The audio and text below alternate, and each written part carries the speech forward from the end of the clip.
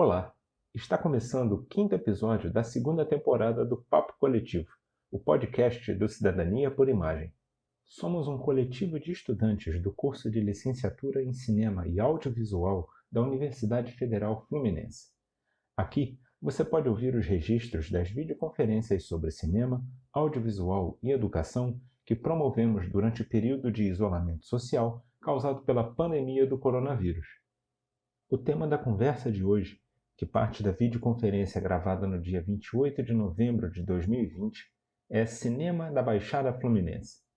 Conversamos com Catu Riso, formada em Cinema e Audiovisual na UF e mestre pelo Programa de Pós-Graduação em Cultura e Territorialidade, com pesquisa que versa sobre cinema, cidade, gênero e Baixada Fluminense, e Sandro Garcia, cineasta e cineclubista belforrochense. Esse encontro teve a mediação de Matheus Hoffman. E aí, pessoal, boa tarde, boa noite, boa tarde, não, né? Não sei, é um podcast. Pior que a pessoa vai estar ouvindo isso. Eu vou repetir, corta. E aí, olá, pessoal, bem-vindos a mais um Papo Coletivo. Esse é o nosso quinto encontro da segunda temporada. Hoje a gente vai estar recebendo a Catu Riso e o Sandro Garcia para falar sobre cinema de periferia.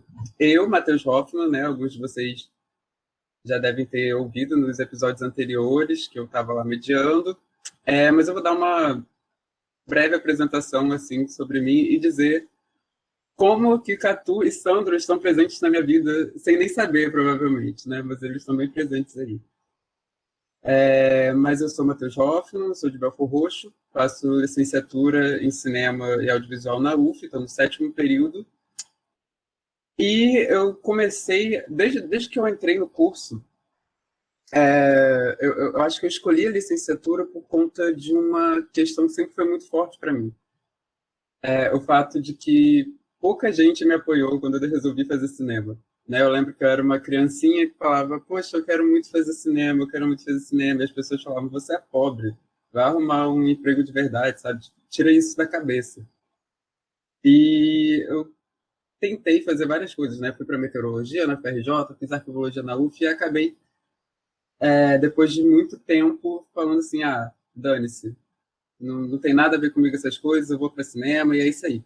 E aí, chegando lá em cinema, quando eu comecei a licenciatura, eu comecei a ver um potencial de como eu podia mudar alguma coisa com relação a isso, sabe? Eu não queria que outras crianças belforrochenses ouvissem esses nãos, né? Tipo, você não pode fazer cinema, você não pode ser artista porque você é pobre, sabe? E eu comecei a ver esse sentido assim na licenciatura, tanto que ano passado eu fiz o meu primeiro estágio numa escola, foi no Colégio Estadual Presidente Kennedy, aqui em Belfor Roxo, e logo na minha primeira aula eu exibi um curta do Sandro, que eu devia ter visto de novo o título do curta, porque eu acabei de esquecer. Era um curta que passava nos pontos de ônibus de Belfor Roxo, né? E é Cidade do Amor o nome, né, Sandro? Cidade do Amor. Isso, eu exibi esse curta e foi uma experiência ótima, assim, né? Essa oficina que eu estava dando nessa escola era de audiovisual e território. Então, a proposta que eu tinha era muito de levar para a galera dessa escola de Belfor Roxo outros cinemas que não fossem hollywoodianos e, enfim, um cinema hegemônico, né? Então, eu levei esse curta, eu levei Mate Congu, eu levei um monte de coisa que vinha da Baixada e vinha desses outros espaços que não eram de Hollywood ou superproduções da Globo.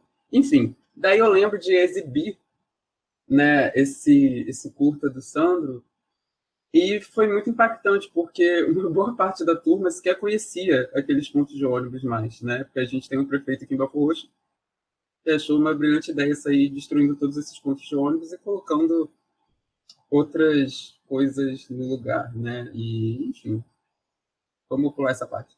Mas aquilo para mim foi muito impactante assim para ver esse papel de memória que a gente pouco tem na nossa cidade, né? Eu acho que em muitos espaços da Baixada Fluminense.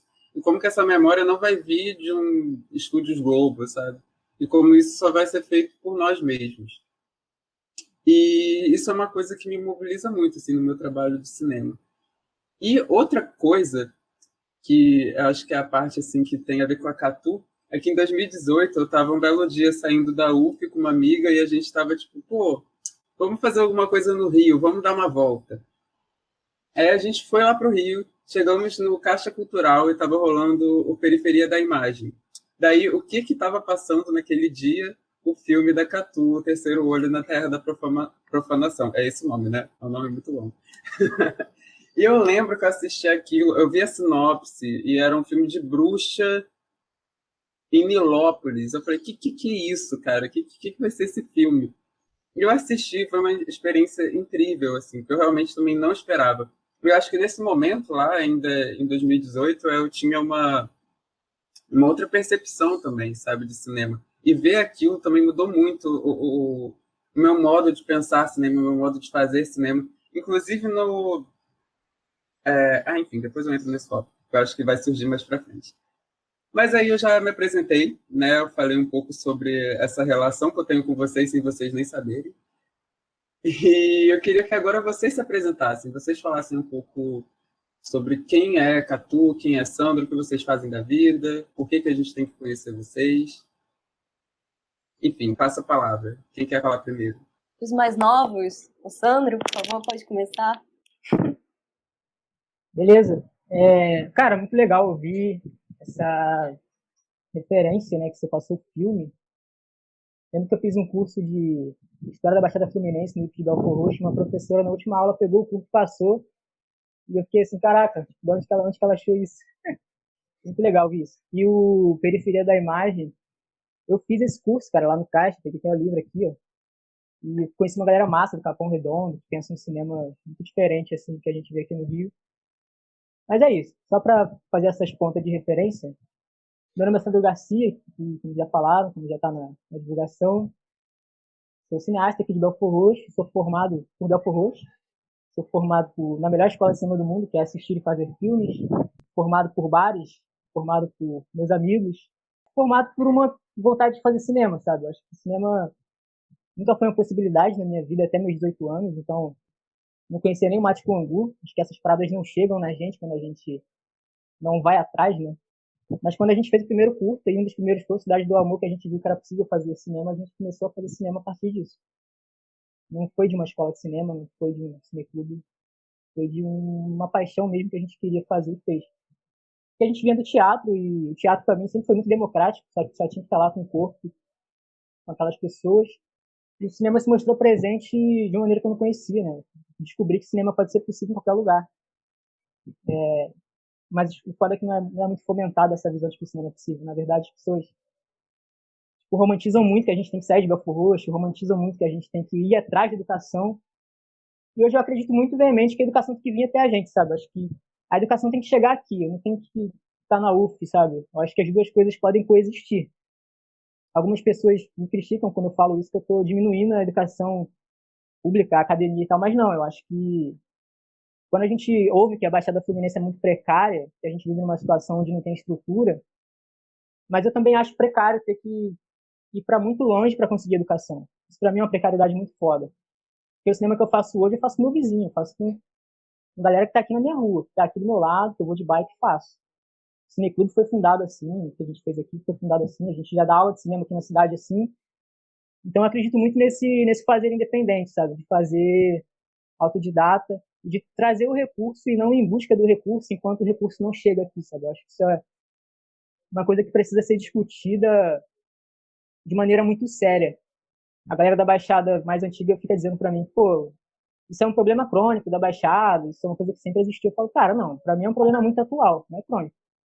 É um problema que está aqui, precisa ser resolvido, precisa ser debatido, precisa ser trabalhado, né? Precisa ser uma coisa a se fazer.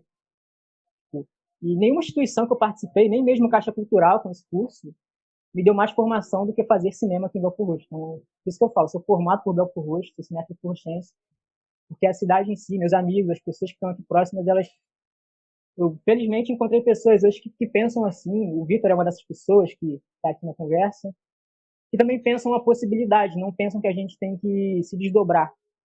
Eu odeio a romantização de amigos que estão sempre reclamando, que estão indo para muito longe, que estão fazendo uma coisa muito desgastante. enquanto eu estou aqui no conforto da minha cidade, cara. Hoje muita demanda de trabalho que eu tenho hoje vem de Belford Roxo, assim. Porque quando você pensa para olhar o mercado, o Rio de Janeiro, no audiovisual, bate cabeça de concorrência. E quando você para em Belford Roxo, e muitas pessoas não veem Belford Roxo, quando você pergunta quem faz edição em Belford Roxo? Pô, tem Baixada Cine, tem o Sandro. Quem faz filmmaker em Belford Roxo? Pô, tem o Sandro. Ou seja, tem um mercado de 500 mil pessoas, 600 mil oficialmente, que não está sendo visto. E eu estou tirando proveito disso, de certa forma. Eu estou criando demandas para isso. Mas as pessoas têm que estar ligadas que existe uma demanda que não está sendo suprida. Acho que isso é muito importante de se dizer, de se comentar. Hoje a gente produz, exibe, forma pessoas aqui em Belford Roxo. Tudo aconteceu de maneira muito natural, de maneira muito a partir de uma paixão por cinema, sabe? Hoje eu penso muito seriamente sobre isso e, sinceramente, não tenho pretensão de sair daqui. Já tive muita pretensão, mas a minha pretensão hoje é de trazer coisas e não buscar coisas, sabe? Acho que as coisas têm que vir até aqui. E para finalizar, uma coisa que eu acredito muito, assim, quando a gente sai daqui, esses espaços têm muito mais a ganhar com a gente do que a gente tem a ganhar com eles. Isso é uma coisa que eu percebi muito facilmente. Porque esses espaços estão começando a procurar a gente, estão começando a se apropriar da nossa linguagem, estão começando a se apropriar do nosso discurso. Então, sempre, quando a gente chega nesses lugares, tipo, nossa, como é que você faz isso com as suas mãos periféricas de Belford Roxo? Tem todo um fetiche, né, com a periferia atualmente. E é isso, assim, é uma apropriação de tudo. E quando a gente vai nesses espaços, quando a gente vai no Mar, no CCBB, no Museu da Manhã, no Cine Odeon, quando a gente percebe quem está por trás de todas essas pessoas, geralmente é uma galera que já teve acesso muito cedo. A gente não está por trás dessas estruturas, sabe? Então é importante para mim que essas estruturas cheguem aqui, para a gente tomar um protagonismo e para a gente tomar uma frente sobre isso. Pego sempre de exemplo, quando eu quero fomentar uma sala de cinema na cidade, Belford Roxo hoje é a maior cidade do Brasil sem sala de cinema, eu pego muito de exemplo o Ponto Cine, cara. O Ponto Cine você tem acesso a um cinema de qualidade por R$ 4 pagando meia entrada. Você tem acesso a um curso de cinema lá que te dá bolsa para você estudar.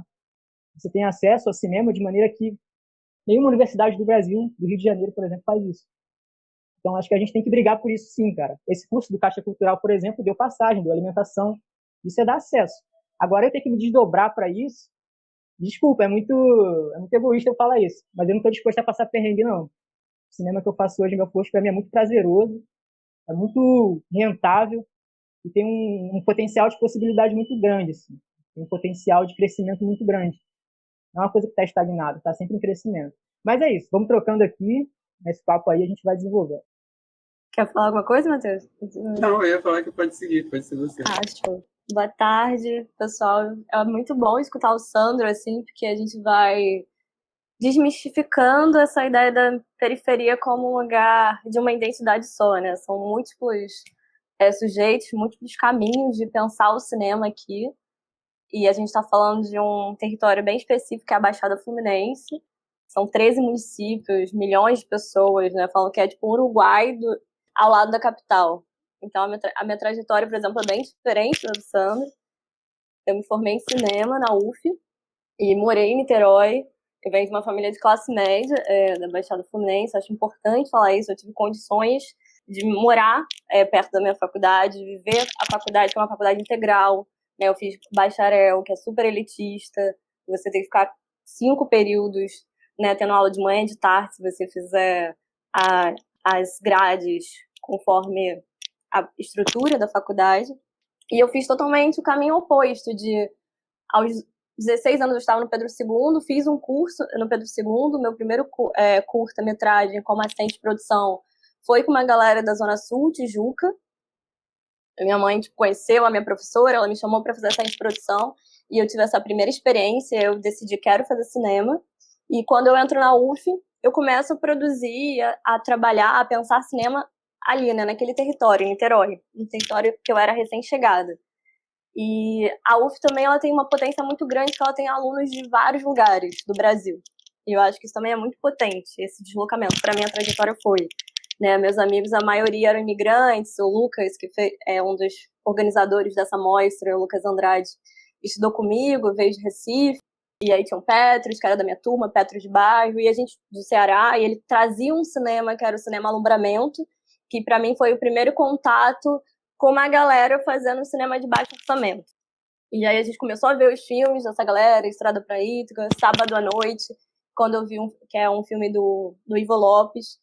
E eu lembro quando eu vi o Sábado à Noite, né? Acho que foi 2011, ou um filme de 2009. Eu não sabia o que eu tinha gostado tanto do filme, mas eu tinha pirado com o filme, assim. E aí, tempos depois, eu fiquei pensando que é um filme que o dispositivo não dá certo e ele tá filmando Fortaleza à noite.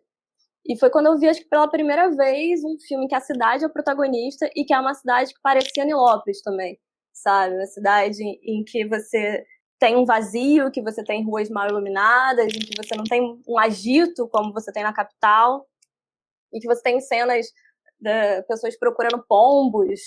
E eu fiquei muito encantada tanto com a cidade, assim, né? Você vê uma cidade, personagem que lembra a sua cidade, e numa narrativa que é singela, assim, que é super experimental, mas singela ao mesmo tempo.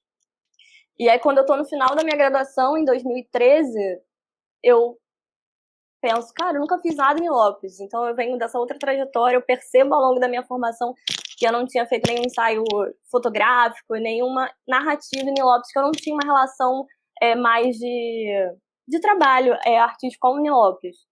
E aí eu criei um argumento, que é criar um filme com 3 artistas locais da Baixada, em que elas vão estar, e a gente vai trabalhar junto essa narrativa a partir de 3 devires, que era o devir punk, o devir bruxa e o devir adolescente em Nilópolis.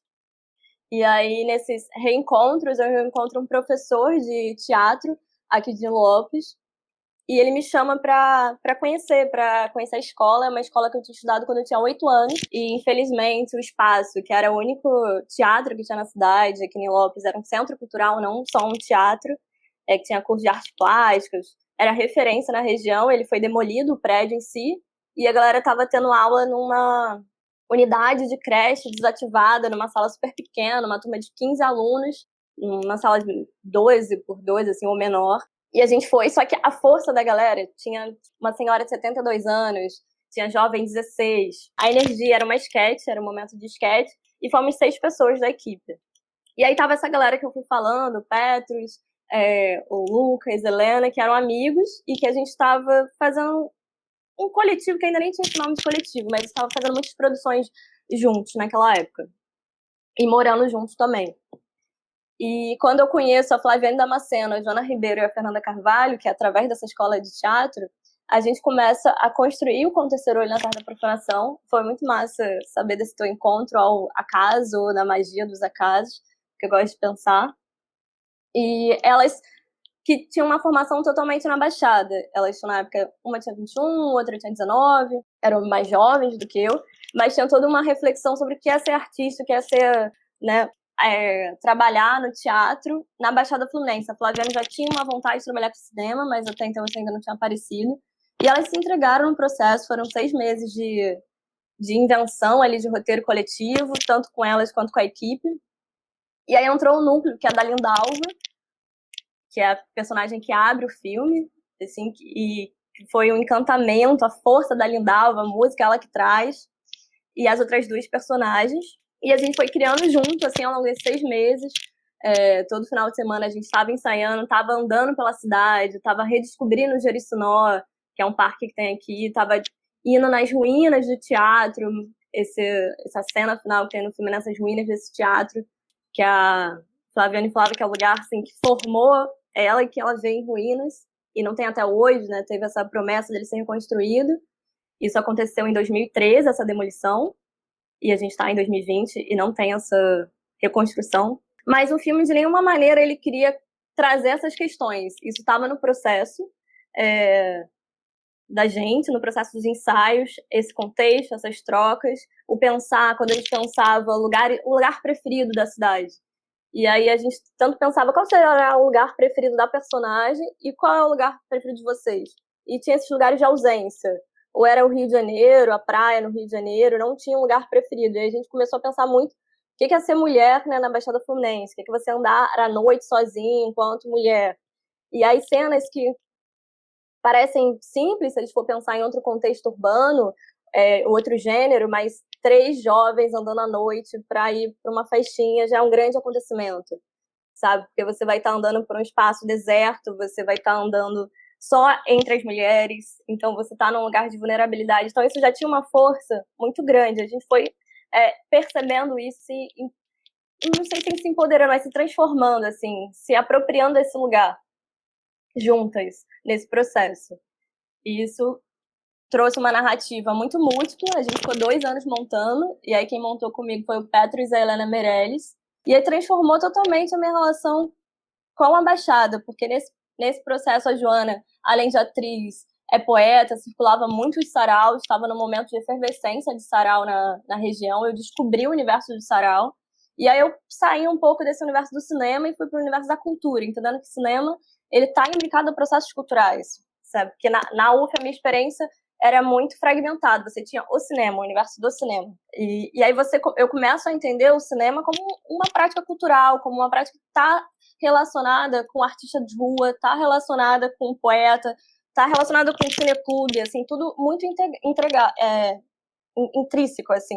E eu fui acolhida aqui pelo Mate Pangu, pelo Buraco de Getúlio. Sem meu filme estar pronto, eles chamavam eu para falar sobre o processo do filme. Eu comecei a circular essa cena ativamente, assim, 1 ano e meio, conhecendo esse circuito, porque o Mate Pangu, né, para quem não conhece, é o cineclube já centenário, né, brincadeira, mas é um cineclube de décadas aqui da região, de Duque de Caxias, que formou muita gente, persistentes.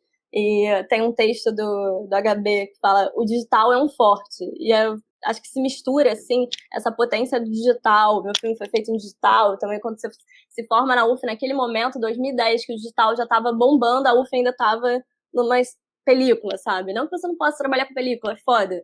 Mas como, às vezes, essas instituições engessam nossos processos. E aí, nesse caminho, eu fiquei apaixonada, assim, me reencantei, senti, cara, eu sou baixadense, foi um processo, não foi dado para mim. Sabe, essa identificação com a minha região, me sentir daqui e fazer cinema aqui. Então, a partir do Terceiro Olho, para além do filme estar pronto, é isso, eu comecei a ter um engajamento com a cena local, a circular nesses lugares, a conversar sobre esses processos e conhecer a galera que estava fazendo aqui e entendendo que eu estava naquela coisa, pô, eu nunca fiz nada, achando que não tinha nada também. E aí eu fui descobrindo que, eu não fiz nada, mas tem muita gente fazendo aqui há muito tempo já. Aí eu entro em contato com a TV Machambomba. Eu estava já no final, né, da graduação, estava numa aula de televisão e produção, sim, mas é alguma coisa de televisão. Aí eu levo a experiência da TV Machambomba, que é a maior TV comunitária que a América Latina já teve, foi criada pelo Eduardo Coutinho, o Paulo Freire e uma outra galera, o Walter Fleck teve aqui, né, fez parte. E o professor nunca tinha ouvido falar, assim, sabe? Que TV Machambomba, e durou por 16 anos. Não foi, tipo, uma experiência, assim, que durou 2 anos. Foram 16 anos de atuação. E aí a TV Machambomba, ela tinha uma coisa foda, assim, incrível. Porque ela pensava o processo de formação. Então ela chegava na região, não era uma prática, assim, pelo que eu entendi, pelo que eu estudei ela, não era uma prática de, eu vou levar cultura para uma região. Não, a galera vai se formar e eles vão fazer a produção. Né? E aí um filme que eu tenho com muito carinho, que é Alinhavando uma Vida Melhor, é exatamente isso, uma personagem que é a Dita Lima, ela participa da produção e é um movimento de costureiras que se demitem de uma fábrica e começam uma produção própria, assim, autônoma. Ali, aí ao invés de elas se deslocarem para a fábrica, ter uma rotina de trabalho totalmente dissociada do seu cotidiano, elas criam no quintal de casa uma cooperativa. E aí uma cuida da outra, é um curta foda. É isso, é com uma estética de documentário mais clássica, que por muitas vezes também a formação na UF nega esses processos, né, despreza, coloca numa escala menor. Só que quando você pega esse filme, Alinhavando uma Vida Melhor, e você entende que ele faz parte de um processo de formação daquela galera, que a galera fez e que eles exibiram na praça, e que é uma parada que não tem dissociação, você não está tendo só uma experiência estética, fluida, artística com um produto, você está tendo um processo de transformação de início, meio e fim que vai se reinventando e vai gerando outras coisas. E aí eu me interessei muito pro cinema por esse viés, assim, porque eu vinha de uma formação até então de cinefilia também, uma cinefilia ali europeia, a gente também bebia muito de filmes asiáticos, que eu gosto muito, mas isso também nos coloca num lugar elitista de lidar com a experiência da imagem, o que é fazer um filme, o que é um filme bom, sabe? Essa ideia de filmes bons, filmes ruins. Então, quando você começa a pensar que o cinema ele é para além de uma fruição estética, mas ele é um processo mais amplo, isso, tipo, sabe, traz outras questões. E aí, desde então, eu venho trabalhando, desenvolvendo projetos aqui. Eu fiz uma videoinstalação que foi com mulheres atuantes aqui da região, que é uma Câmara na Mão em Sertão Mulher da Baixada. Aí foi um processo de pesquisa de 1 ano, com a Lidy de Oliveira, que a Lidy de Oliveira é costureira, ela tem um laboratório que é o Arremate, e é estilista do Duque de Caxias, com a Jordana Moreira, que criou o festival Rock Pains, que foi o primeiro festival antissexista do Brasil, focado em bandas de rock, e o único critério é você ter uma mulher na banda, assim, né? E isso já era um puta critério e fazia do festival ser o maior festival antissexista da região. E aí esse festival virou transmídia, enfim, tem vários desdobramentos. Com a Luana Pinheiro. A Luana Pinheiro, ela é cineasta também, é produtora, foi coordenadora da Escola Livre de Cinema, que existiu em Nova Iguaçu por 10 anos. Também foi do Cinema com Buraco Getúlio e segue fazendo outras coisas no cinema. Foi com a Joana Ribeiro, que é essa poeta, que foi atriz também e estudante de jornalismo. Foi com a Flaviane Damasceno, que aí já tem uma parceria desde esse primeiro encontro, no Terceiro Olho. A Lisa Castro, que é uma rapper do Enraizado, de Morro Agudo.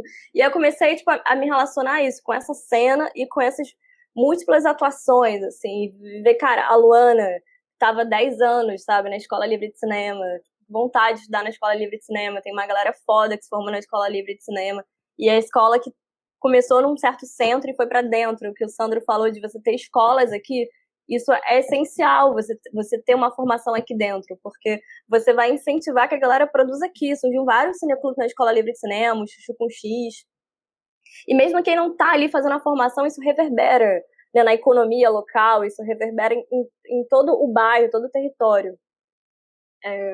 E eu acho que essa é uma pauta que eu faço parte de uma comissão da unidade da UERJ, de Duque de Caxias, a FEBEF, Faculdade de Educação da Baixada Fluminense, para a gente fomentar a criação do curso de cinema na FEBEF.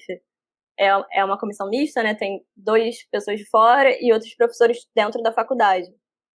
E a UERJ do Maracanã já, tipo, deu um aval, assim, que vai ser possível criar esse curso, mas é um processo, ainda mais se veio a pandemia, a gente parou. Mas a gente tinha previsão, inclusive, do ano que vem, já ter um vestibular para essa faculdade, para esse curso. Vai ser um curso de licenciatura.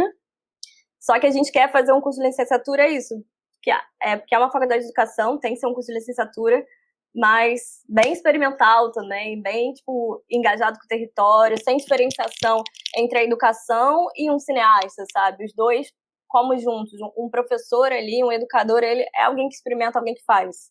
Tem essa perspectiva. Eu já falei bastante. O Lincoln é a única pessoa que eu conheço aqui, então salve aí pro Lincoln que tá aqui. Foda.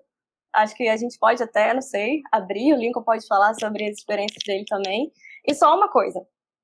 Quando eu recebi o convite, cinema de periferia, eu fiquei pensando, porque sempre fico meio assim, cinema de periferia, não conhecia tão bem vocês, não sabiam quem vocês eram, apesar de saber que eram de licenciatura da UF. E eu acho que quando a gente fica nomeando, a gente sempre tem que ter cuidado, né, de nomear para a gente não criar essa essência, você não fixar o outro em certos lugares ou fixar uma estética. Porque quando eu penso a Baixada Fluminense, eu não acho que exista uma estética aqui dada da Baixada Fluminense. Claro, quando a gente estava falando, tipo, apropriou o ruído. Sem dúvida, o ruído, por exemplo, é apropriado. A gente estava falando antes de começar aqui a gravação, que vai ter ruídos, isso já é apropriado. Isso no cinema também, um cinema que é fora do eixo, ele é apropriado também. O ruído, a gambiarra. A gente pega as precariedades e transforma elas em invenções. Mas eu acho que não existe um cinema único aqui, né? Existem várias formas, porque até cada cidade tem suas particularidades. Você não estava falando da experiência de Belford Roxo, não tem um cinema em Belford Roxo, tem várias outras questões que perpassam a experiência Belford Roxense, que não é da experiência Baixada como um todo.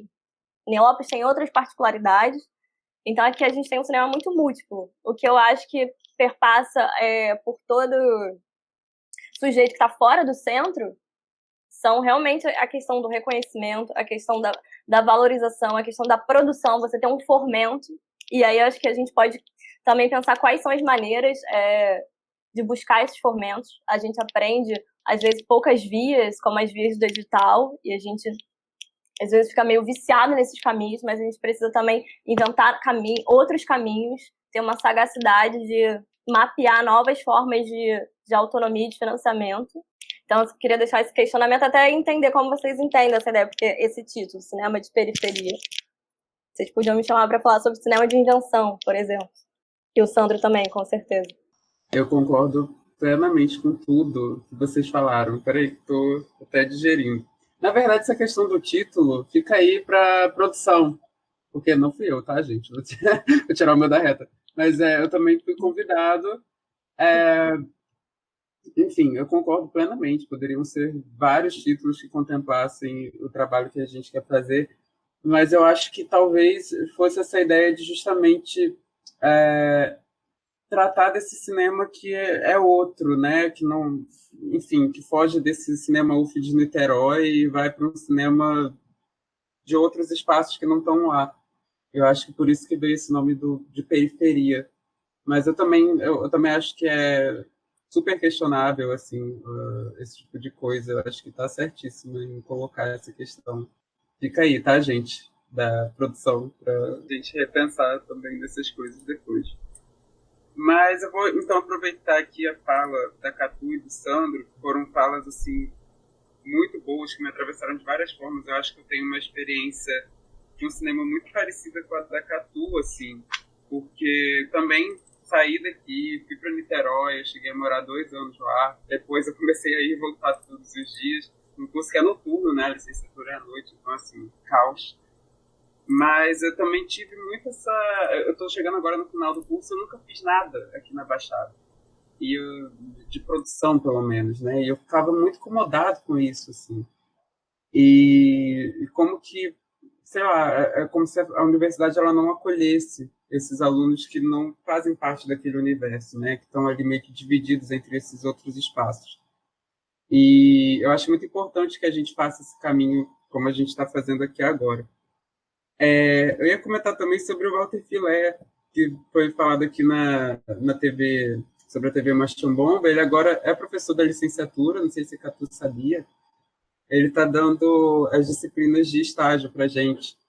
E, nossa, assim, eu sou completamente apaixonado. O melhor professor que a gente tem hoje lá, pelo menos para mim, é ele, assim. E ele traz muito essa experiência da Baixada, né, que ele teve na TV Machambomba.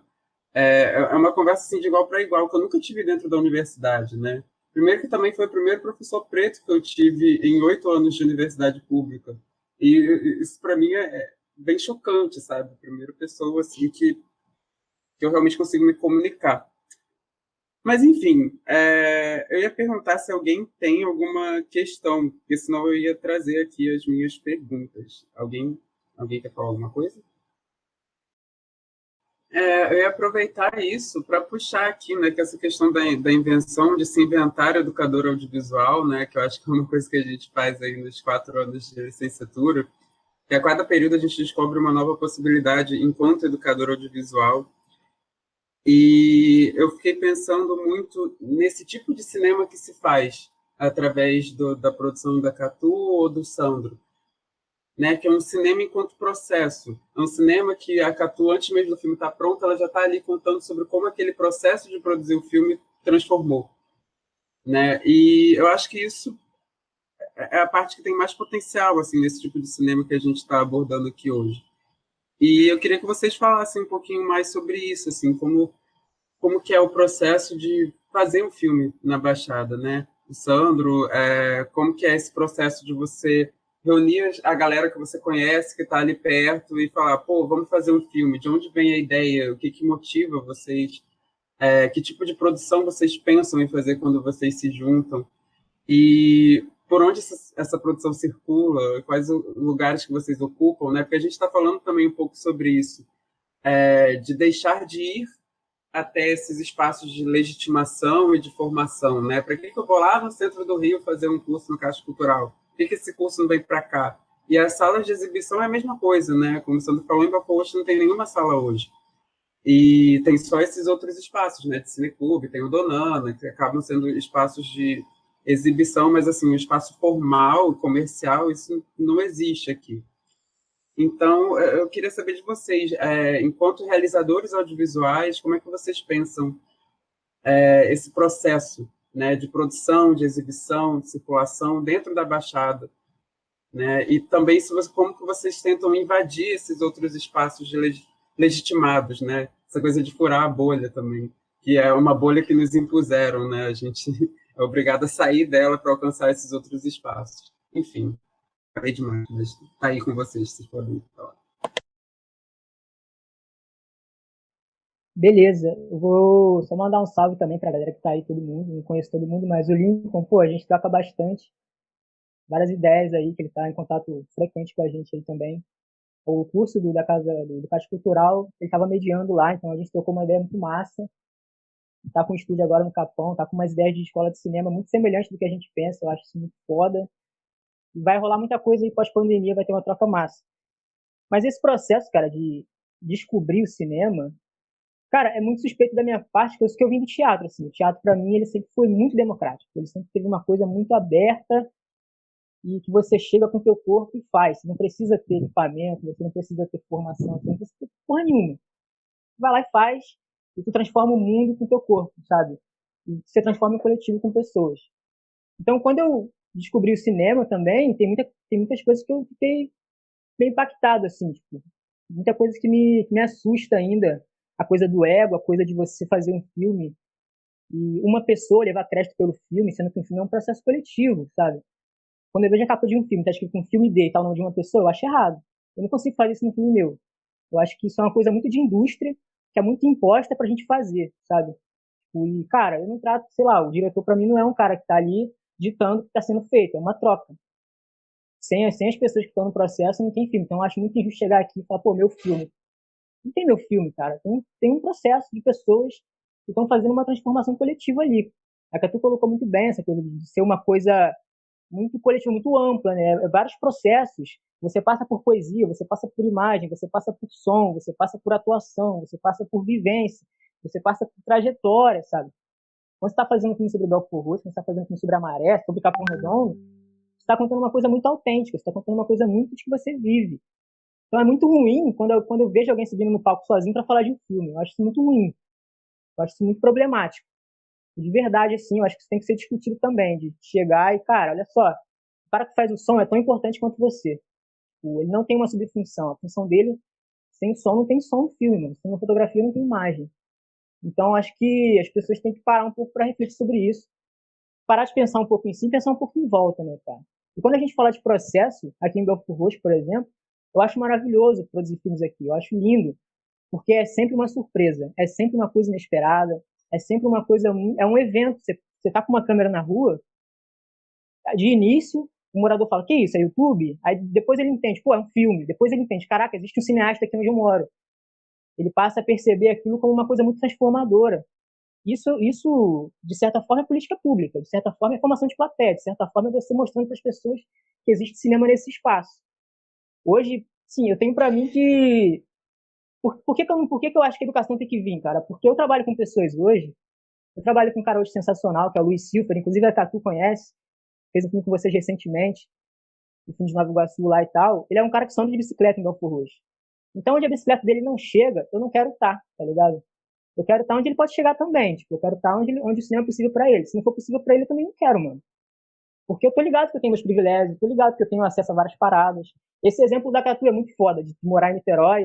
Você também, o Matheus também tem uma coisa de residir.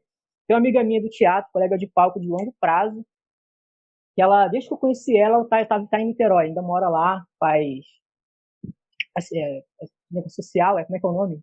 Enfim, faz faculdade na UF também. E aí, desde que eu conheci ela, ela tem esse rolê, né? A gente toma cerveja no bar, aí ela fala, pô, cara, eu quero muito estar em Belfort Roxo. Aí a gente, Verena, a gente tá aqui, cara, tipo, você que tá lá. E aí a gente, porra, fundou um cineclube, ela, cara, isso é massa.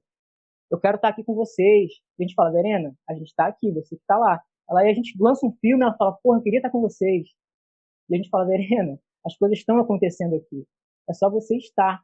hoje, na última conversa que eu tive com ela, a gente já se conhece há uns 5 anos.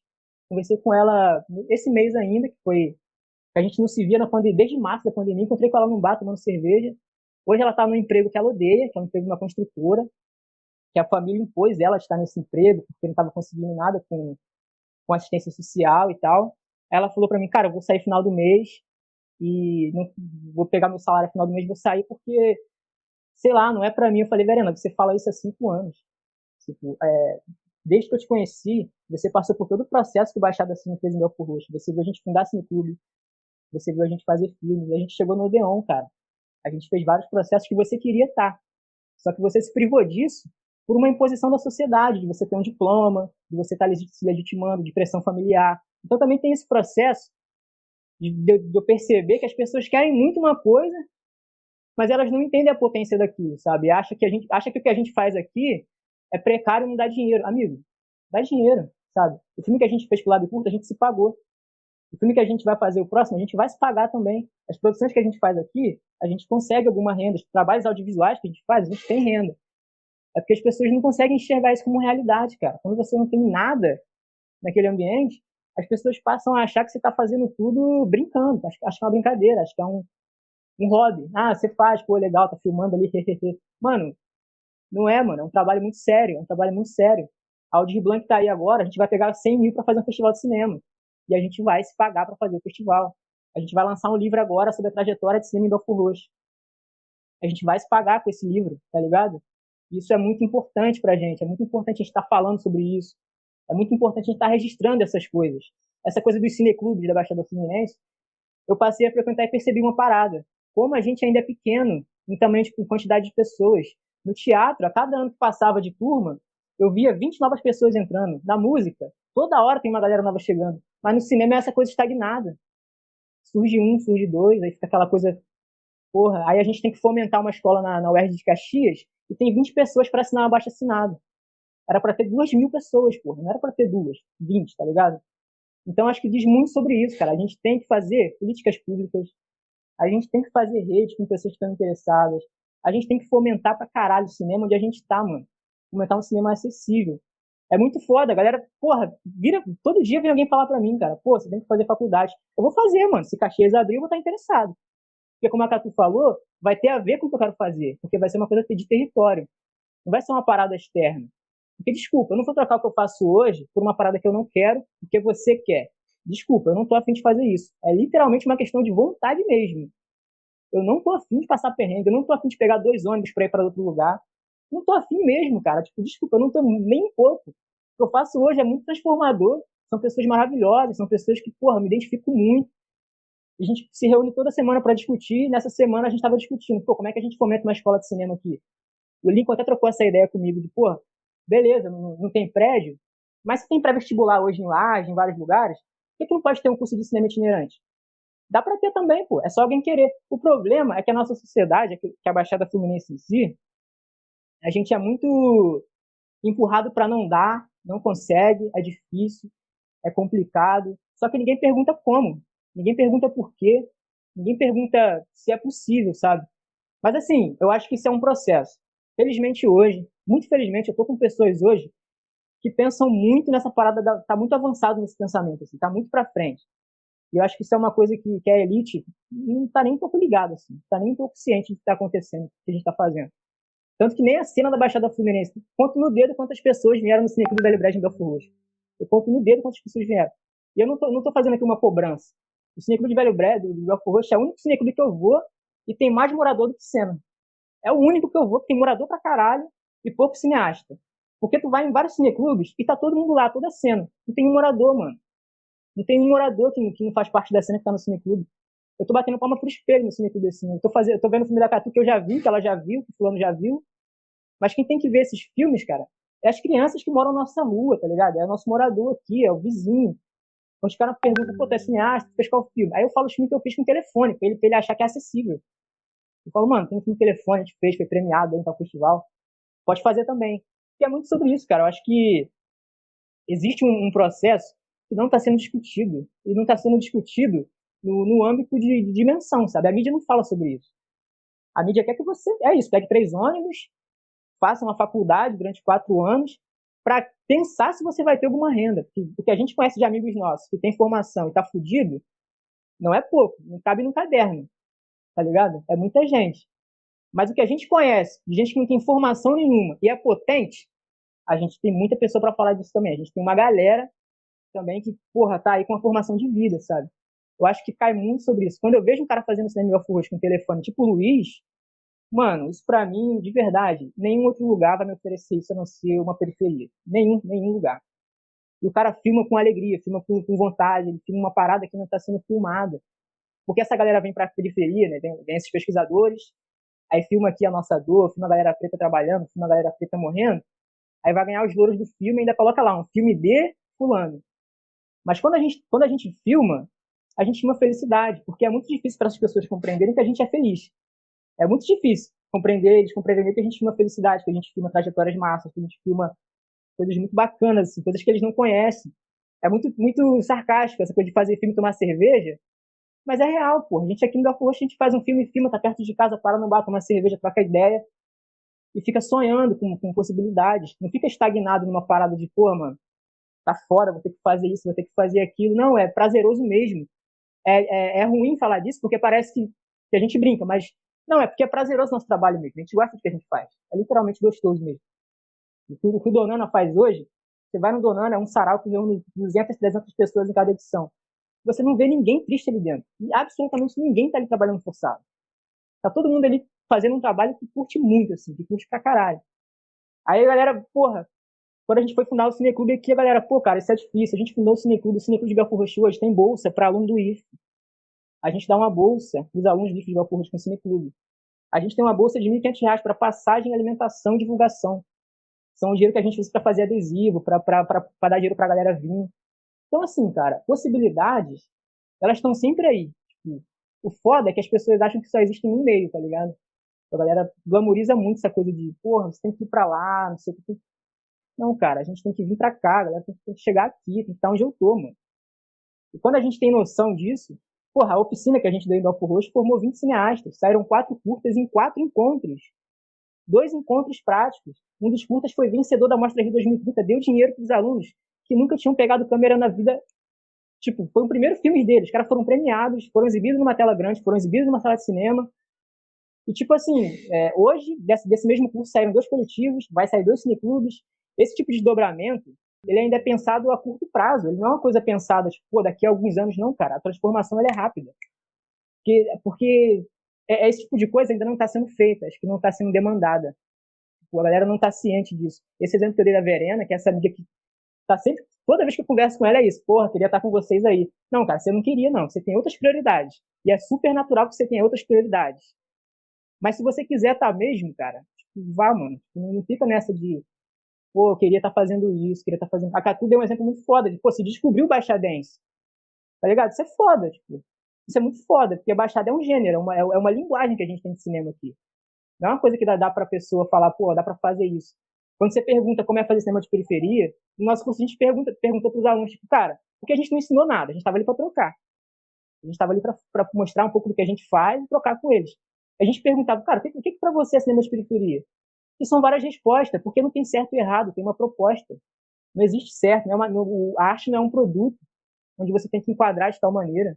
As pessoas tratam como produto, mas é arte, mano, é proposta, é uma parada foda que tem vários dobramentos que a gente fica tratando como se fosse uma coisa só. Mas não, mano, acho que existem possibilidades muito extensas assim, e eu acredito muito, o Lincoln tá aí de prova que existe uma galera muito preocupada, muito ciente, muito ligada, assim, muito numa visão de que o ponto cine virou, tá ligado? Muito numa visão de que, mano, uma transformação tá por vir. Essa pandemia travou a gente, mas também ligou muito a gente, mano. Tipo, a gente fez filme pra caralho na pandemia, ganhou dinheiro, vai ter dinheiro da Léo Aldir Blanc, vai ter umas paradas diferentes para se fazer, a gente parou para pensar. A Adélia Sampaio mandou um longa pra gente fazer, que ela quer fazer com a gente. Então tem vários processos que estão sendo feitos, e assim, nem me importo muito de não estar sendo visto tanto, porque eles vão ser vistos quando esses desdobramentos chegarem. Porque se você fomentar uma escola de cinema na Baixada Fluminense, eu tenho certeza que o resultado vão ser os filmes. As pessoas vão perceber que o que está saindo dali é rico, e vão abrir mão dessa ideia de que, porra, tem que sair daqui. Elas vão perceber que, cara, onde eu tô tem um valor muito foda, tem um valor muito importante. E é meu vizinho que tá fazendo, mano. Não é o cara da televisão, é meu vizinho, sabe? É o meu parente, às vezes é meu primo. Quando a gente para no cineclube e vê nossa rua num filme, mano, isso é transformador pra caralho. Isso dá uma dimensão muito foda, assim. Esse lance do Periferia da Imagem. Eu fui numa das sessões e passou o Fantasmas do André Novaes. Quando eu vi aquilo na tela de cinema, eu falei, mano, eu quero fazer isso. É isso que eu quero fazer. Não quero fazer Vingadores. Não quero fazer Scorsese. Eu quero fazer isso. Eu sei o que eu quero fazer. É esse filme que eu quero fazer. É esse filme que eu quero passar em Belfort Roxo. E é isso, mano, tá ligado? Acho que tem muito a ver sobre isso. Enfim, falei pra caralho, mas vamos seguindo aí. Massa você falar do Fantasma, porque eu falei do Sábado à Noite, da galera de Fortaleza, do Alumbramento, mas a galera de Contagem, tipo, filmes de plástico me formou muito também. A gente tinha um cineclube na faculdade Defumado, e a gente assistia muito esses filmes, e o Fantasma, né, esse filme feito ali com uma cybershot, e que ele tem todo um roteiro, mas ele parece tão espontâneo, tão, né, possível, assim, tão à esquina também da minha casa, e amigos que poderiam ser meus, uma história parecida, mas ao mesmo tempo é muito cinema, sabe? É isso, cara, é muito cinema, é o cinema que eu quero também, é muito foda. Quando você começa a entender que é cinema isso, né? Não é um cinema, dois tipos de cinema, são cinemas. E modos de fazer muito diferentes, de com afeto. Porque a galera, o André, a Gabriel, você vê toda uma relação de afeto. Quando eu penso processos como modos de fazer, modos de produzir, eu acho que eu não tenho a resposta a isso, para a Baixada, né? Eu tenho a resposta do meu modo, assim como o Sandro estava falando dele.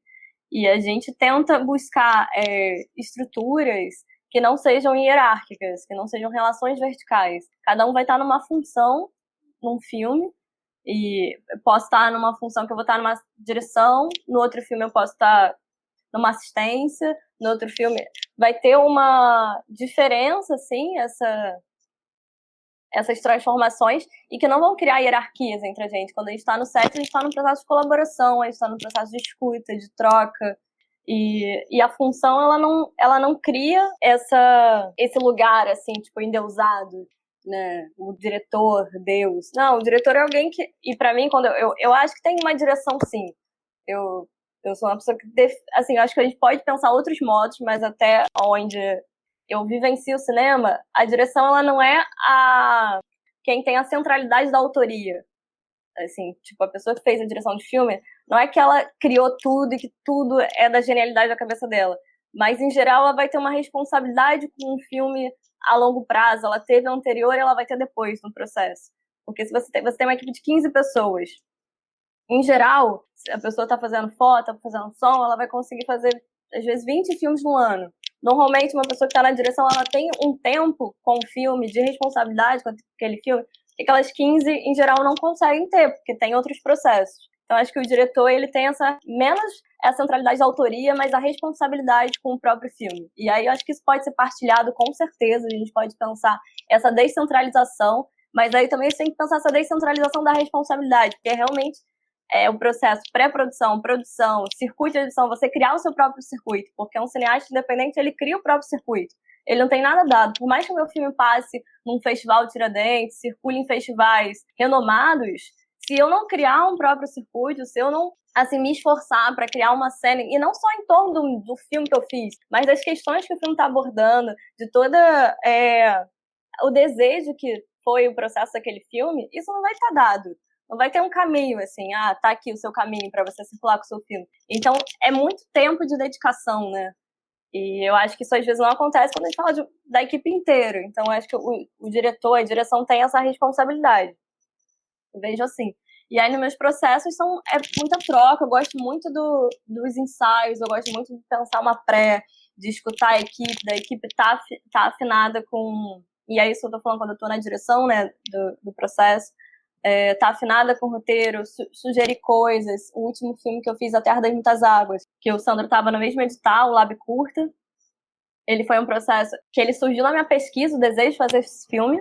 A Terra das Muitas Águas é um nome que a Baixada Fluminense já teve, porque a região tem muitos rios, né? Quando a gente fala Baixada Fluminense, às vezes a gente não associa, mas aqui tem a reserva biológica do Tinguá, onde tem a maior reserva da Mata Atlântica do Rio de Janeiro, preservada.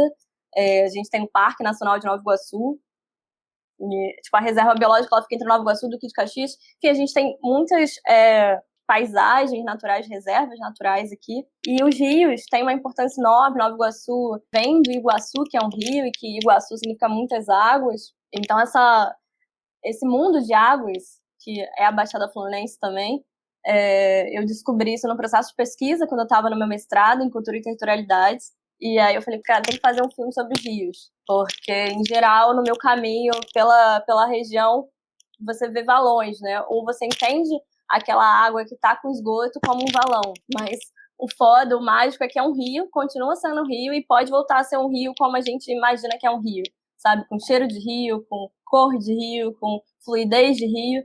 Então eu criei junto com a Flaviane Damasceno esse roteiro, que é parte do rio Meritipavuna, e a gente reinventa esse personagem, vira um personagem mitológico esse rio, e a gente foi criando várias coisas. Depois, quando eu vou conversar com o avô dela, que é um dos personagens do filme, o Wallace Ferreira, e a gente inventou que tinha um porto ali, a gente descobre que realmente tinha um porto, e é muito foda, assim, tipo, tinha um porto, não sei quem conhece aqui, o Rio Meritipavuna. O Rio Meritipavuna, ele fica na fronteira entre São João, assim, a parte que a gente filmou, né, porque é um rio extenso que deságua na Baía de Guanabara. Mas a parte que a gente filmou é na fronteira ali de São João de Meriti com a Pavuna, no Sesc, tem o Sesc de São João, tem uma pontezinha, e o rio passa por ali. E aí ele deságua até a Baía de Guanabara, lá nasce na Serra de Bangu. E a gente ficou tipo, cara, tem que fazer um filme sobre esse rio, vamos recriar esse personagem, muito com o desejo de trazer essa discussão também dos rios para a região, né? Recriar esse afeto, a gente voltar a sonhar com essa possibilidade de ter rios aqui, de ter um tratamento de esgoto, umas coisas básicas e que transformam de maneira radical a relação com o território. E aí, nesse processo que a gente escreveu juntas, eu tinha pensado, a mãe da Flaviane, a Vilma Bento, ela já foi muito participativa, assim, desde o Terceiro Olho, do outro projeto que a gente fez da videoinstalação. Aí eu sugeri dela ser a personagem, e a Flávia falou do avô dela. Então foi um filme de casa, assim, a gente filmou na casa da Flaviane, a gente filmou na casa do Wallace. Eles fizeram a mãe e o avô dela, e a Flaviane, além de escrever comigo, foi a personagem, foi a protagonista, a Nina. Só que era uma ficção, então tipo, eram outros nomes, era outra relação, não é exatamente a relação que ela tem no real, é a relação da Nina, não com a Vilma, mas com a personagem, com a Luísa, não com o Wallace, mas com o Milton, que é o personagem, e trazendo toda essa memória da região. E aí tem a Luellen de Castro também, que faz a amiga, que faz a Luana. E foi um filme 4 personagens, até teve uma figuração do John Thomas, uma parte e tal. Mas foi um filme muito gostoso de fazer também. Foi um filme, assim, apesar de eu ter achado 6 meses corrido, que foi o tempo do edital, que eu gosto de mais tempo para ensaio, eu gosto de mais tempo para montagem, eu sou uma pessoa mais lenta, assim. Eu achei, tipo, ter que estrear no Odeon, tipo, em 6 meses. Tipo, a gente teve um mês de montagem, 1 mês e meio de montagem, assim. O filme a gente gravou em julho, e aí foi pra montagem, começou em agosto. O Petros ainda estava em Fortaleza. Então, achei corrido esse processo, que eu acho o tempo de maturação quase mais depende também dos filmes, do processo do filme, mas esse filme eu achei corrido nessa relação. E esse edital também é legal, assim, falar como surge, né, o Lab Curta. Em 2017, vou fazer essa costura aqui, né, fugindo um pouco do assunto, mas em 2017 teve uma estreia no Odeon do festival, o nome do edital é não sei o que, Processos Culturais. Esqueci o nome, mas também era um edital focado fora para cineastas iniciantes ou periféricos. Um edital de 25 mil também, e que ele incluía a formação. Foi um processo que teve muitos cineastas da Baixada participando, acho que foram 6 realizadores da Baixada Fluminense, nesse edital, que eram de 12 projetos no total.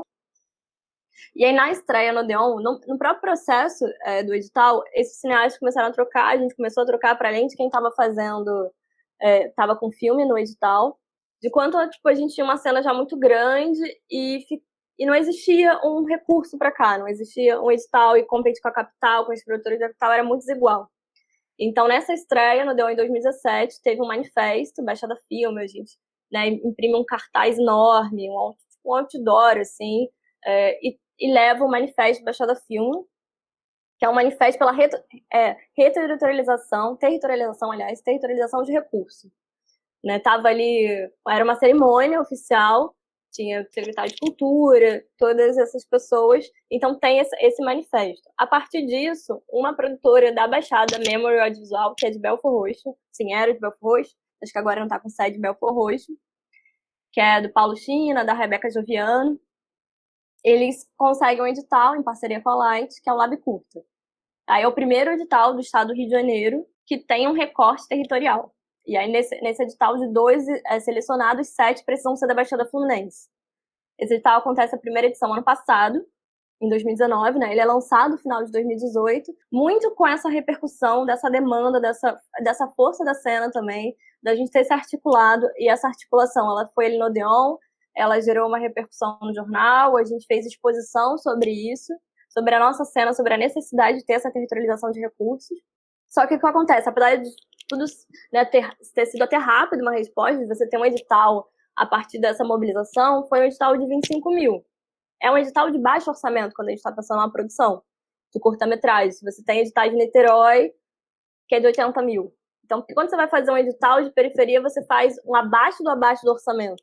Então, a gente também tem que pensar que, apesar da resposta ter sido rápida, apesar de ser foda existir um lab curta, que ele tem que seguir existindo, a gente tem que questionar também os orçamentos, né, que eles são feitos. Porque há essa diferença. Se produzir aqui demanda a mesma coisa que produzir fora, né? A gente tem que se pagar a mesma coisa. Então, você acaba também tendo... Você se paga, mas você tem que fazer escolhas ali, você consegue a câmera emprestada, você...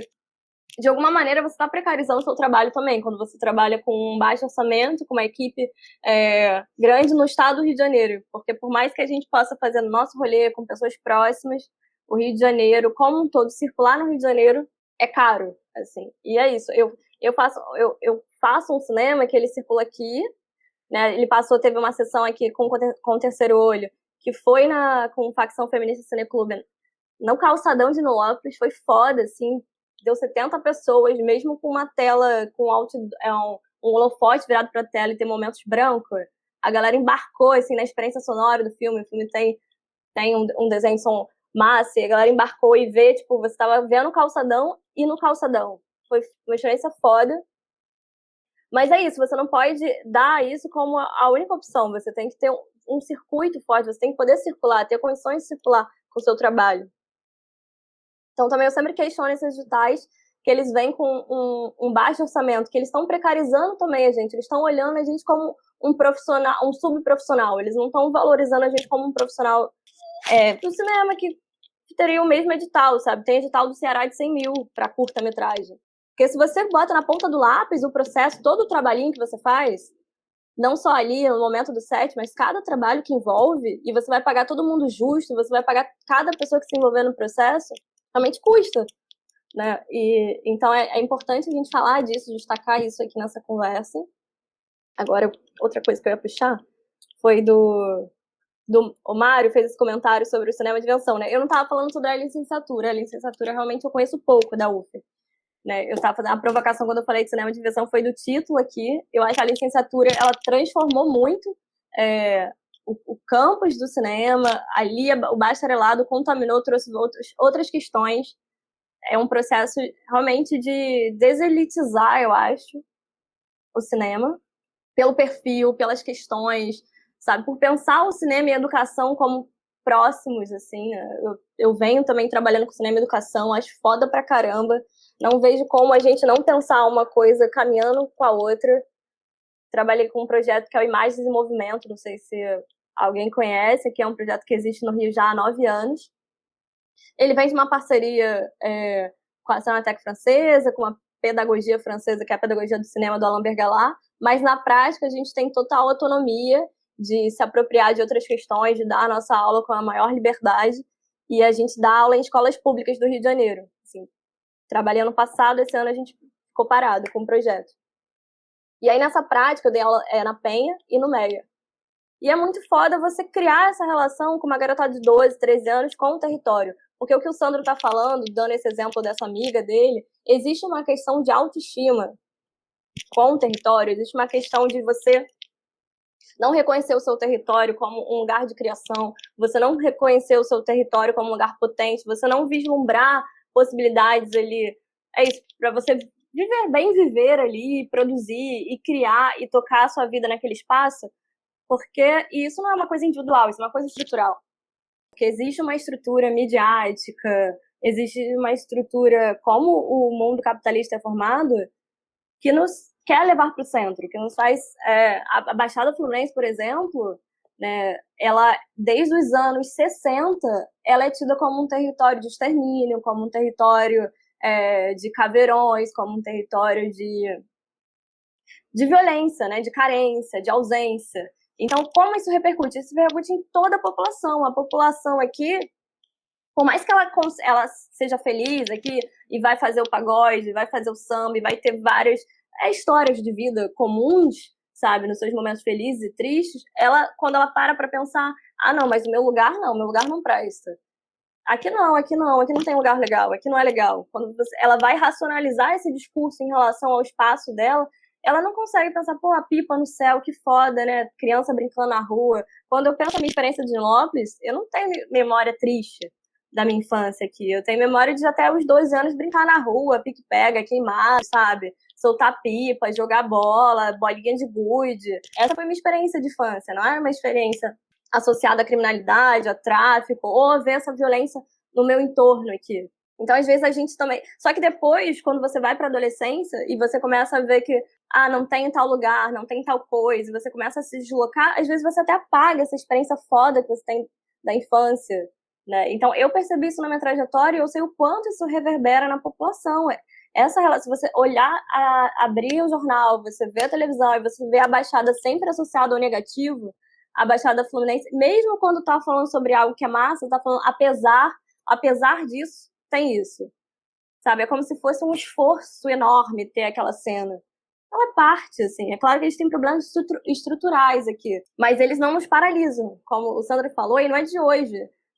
A gente fala da TV Machambomba, tem a TV Olho, tem uma galera, assim, fazendo pra caramba há muito tempo. Só que cria esses vácuos também, porque isso faz parte até do processo cíclico de cinema e faz parte da história da Baixada Fluminense e do cinema na Baixada Fluminense. Tem momentos de maior explosão, maior fomento, maior produção, e a gente tem os momentos de dificuldade, de dispersão.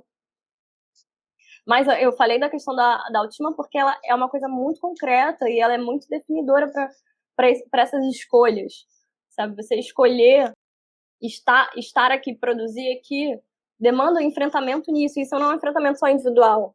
É essa relação com a mídia, com a sociedade, que ela é muito verticalizada, ela é muito enrijecida. E acho que é no coletivo, é a gente batalhando mesmo, criando coisas aqui que a gente vai transformar, a gente vai construir essa autoestima, esse autorreconhecimento do seu lugar, você conseguir criar uma relação poética, sensível com o seu bairro, com a sua vizinhança, com o que você faz ali, você não se sente menor. Eu acho um pouco por aí a gente pode continuar esse papo, né? Sim, nossa. Ai, gente, eu confesso que eu sou grande fã de vocês, eu estou muito encantado aqui com essa conversa, está sendo muito bom. Eu ia comentar sobre isso que você está falando, Catu, você falou, né, de se redescobrir uma pessoa da Baixada, essa questão da autoestima do território. Eu ia compartilhar que, para mim, também é um processo parecido, né? Eu acredito que e acho que muitos de nós aqui dessas regiões mais periféricas, a gente não é criado para ficar, a gente é criado para sair, né? Tipo, nossos pais criam a gente para um dia a gente não morar mais nesses lugares, porque é exatamente essa questão da autoestima, né? É uma cidade que, a princípio, né, num olhar assim, em comparação aos centros, não te oferece uma estrutura propícia, né, para algumas coisas, não tem equipamento cultural, enfim, né? Então a gente é criado para fora, não é criado para dentro, né? Por isso que essas cidades acabam sendo muitas vezes cidades de dormitório também, não só para trabalhar, mas até para o próprio consumo de cultura e lazer, né? A galera quer ir para uma sala de cinema, às vezes não tem aqui, né? Em Belfort Roxo, por exemplo, não tem. Mas enfim, eu também passei por esse processo. Acho que eu me descobri mais da Baixada quando eu não estava na Baixada, né? Quando eu fui morar em Niterói, que eu falei, gente, eu não sou esse daqui não, eu sou belforroxense, sabe? Tipo, foi realmente um processo que eu demorei um pouco para me dar conta. E, enfim, eu acho isso muito potente, muito incrível. E eu ia comentar também que eu vivi isso na sala de aula, né? Quando eu estava no Kennedy. Na minha primeira aula, eu mostrei assim os slides para o pessoal da turma, era uma turma de primeiro ano. E eu perguntei assim, o que era o território, né? Qual era o território daquelas pessoas? Eles falaram, Belford Roxo, aí falaram os bairros, né? Chavante, Nova Aurora, não sei o quê. E eu perguntei assim, como é que são esses lugares? O que tem de bom nesses lugares? E ninguém falava nada, né? Falava, tem assalto, tem tiroteio, tem tráfico, tem lama. E, de fato, assim, se você joga uma pesquisa no Google, o que aparece é pessoas assassinadas no Belford Roxo, sei lá, lixo e enchente, não sei o quê. Aí depois disso eu perguntava, né, mas será que existe audiovisual? Existe alguma produção audiovisual aqui? E foi nisso que eu mostrei para eles esse filme do Sandro, né, o Cidade do Amor. E eu também tive a experiência de mostrar um filme que talvez o Sandro conheça, que é Anjo Filme, do Eric de Deus, né, que, segundo ele, é o primeiro longa-metragem de Belford Roxo. E é, inclusive, o filme que eu vou usar como referência no meu TCC. Eu vou fazer meu TCC sobre ele. E, nossa, foi uma catarse na sala de aula. Eu mostrei tipo, os 10 primeiros minutos do filme e foi incrível, porque os alunos reconheciam as pessoas, reconheciam os espaços retratados ali, reconheciam as piadas sobre o hospital da cidade, sabe? Então, assim, é uma parada muito foda quando esse tipo de cinema invade a escola e consegue alcançar a vida dessas pessoas que estão ali. Eu ia falar também que eu tô muito.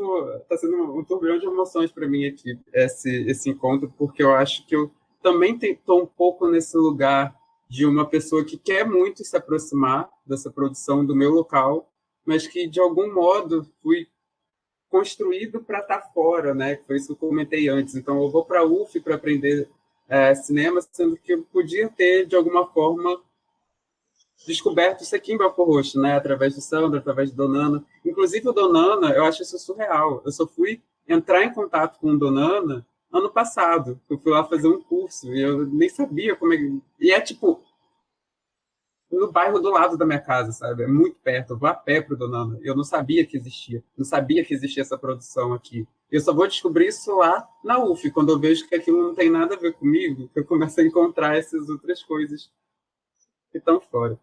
Mas, enfim, também falei um monte de coisa aqui. Eu ia falar também que o Lincoln Pericles está aqui. Eu não tinha conhecido ainda o Lincoln, mas é uma pessoa que eu ouço falar bastante. Inclusive, eu conheci no Periferia da Imagem também, né? Pelo manifesto lá do Cinema de Pedreiro. Muito bom. Eu levo aquilo para a vida, é quase um mantra para mim. E também tive acesso a alguns filmes dele lá no cinema, um que eu não sei o título, mas é feito com arquivos de celulares encontrados, né? Eu acho que tinham sido celulares roubados, ele pega os arquivos. Enfim, Lincoln, quando você quiser falar, você pode, tá? Fica à vontade. Se você quiser falar alguma coisa, Dá um salve só ligar o aí. microfone e falar. Salve, não, satisfação, só agradecer, mano. Tipo, na real, eu tenho pergunta para os convidados, eu vim pra somar aí. Pode mandar. Pode perguntar. Da hora que a galera conhece o trampo, mas tem mais uns bagulho pra jogar aí na roda. Salve, Sandro. Beleza, meu parça? Da hora, salve pra todo mundo aí da Baixada Cine. Você é louco, satisfação, inspiração total. Salve Catu também, nós já se trombou algumas vezes, bem pouco e tal, mas eu acompanho o trampo também. E queria perguntar sobre, você falou, Sandro, o bagulho da Audi Blanc agora, né, mano? E tá rolando várias patifarias aqui no estado, tá ligado? Se tivesse um espaço, eu queria até colocar pra vocês aí depois. Mas queria perguntar como que tá aí no âmbito estadual e no âmbito municipal, né? Porque vocês estão em município diferente, inclusive. Como que foi feita essa articulação política e tal? Qual das vozes de vocês mesmo também? Quem do cinema que conseguiu participar dessa mesa aí, né? Para dividir o bolo? E se tá rolando as mesmas patifarias que tá rolando aqui, que é vários boys entrando na frente, pegando dinheiro. Só vou dar um exemplo muito claro e não é nem me vitimizando nem nada. Mas ontem, por exemplo, eu quase tive uma crise de tosse no meio de uma live porque eu tô com Covid e eu sou asmático e o único acesso que eu tive aí a essa Aldir Blanc foi no âmbito municipal. Nosso coletivo de várias pessoas nós conseguiu uma verba de 15 mil para 8 pessoas, tá ligado? E eu tô vivendo há muito tempo de auxílio emergencial, então, por exemplo, eu fico muito feliz que todo mundo conhece o trampo, mas eu jogo de volta, assim, de tipo, trampo há mais de 10 anos, vai fazer 12, e tava sobrevivendo de auxílio emergencial, porque a pirâmide do cinema ela é louca e as fitas que nós fala aqui não é pra só ficar falando não, tá ligado? As palavras não voltam, então nossas palavras têm muito peso, tá ligado? E normalmente é tudo que nós tem. E aí eu e mais um parceiro aqui da Zona Leste, que é o Vinícius Silva, ficamos como suplentes e os boy entrou. Tem gente que não mora nem no Brasil, que tem apartamento em São Paulo e empresa na França e mora na França, que tá correndo o risco de pegar esse acesso aí. Então nós fez um manifesto, do qual não quero pautar o debate sobre isso, mas eu tenho legitimamente uma pergunta sobre como foi no estado, porque o Rio é louco também, né? Rio e São Paulo é uma desgraça, nós tá ligado do bagulho assim, né? Tipo, são cidades que acabam tanto com a nossa saúde e acaba com o nosso povo mesmo, tá ligado? Cidade construída pela nossa mão de obra e que tenta acabar com nós. Então, Sandro, como que foi esse processo e tal? E parabéns pela seleção de vocês, vida longa, o trampo de vocês. E como que vocês estão vendo essa movimentação no âmbito aí, né, dos boy entrar com o prato de comida na frente quando tem um monte de gente passando fome e tal. Pô, salve, muito bom te ouvir, cara. Muito foda, tamo junto. Cara, o que acontece? Do Rio de Janeiro, a gente tem uma membro coletiva do Rio de Janeiro, então a gente conseguiu um edital lá que deu 50 mil, que é para festivais estreantes. A gente conseguiu essa verba lá. Porém, no resultado, é a mesma coisa, cara, é a mesma bosta. Tu abre o resultado, tá lá, Rede Kinoplex. Porra, mano, Rede Kinoplex tá precisando de auxílio emergencial, mano. Quem precisa de auxílio emergencial tá morando, porra. É o cara que não tem que comer na porra da pandemia, tá ligado? Mas tava lá 7, 8 Rede Kinoplex, tipo, na seleção do edital lá, tá ligado? Pegando 100 mil, tá ligado? Pegando o supra-sumo do edital. Em Belford Roxo, o que acontece? Rolou um movimento meio político aqui, assim.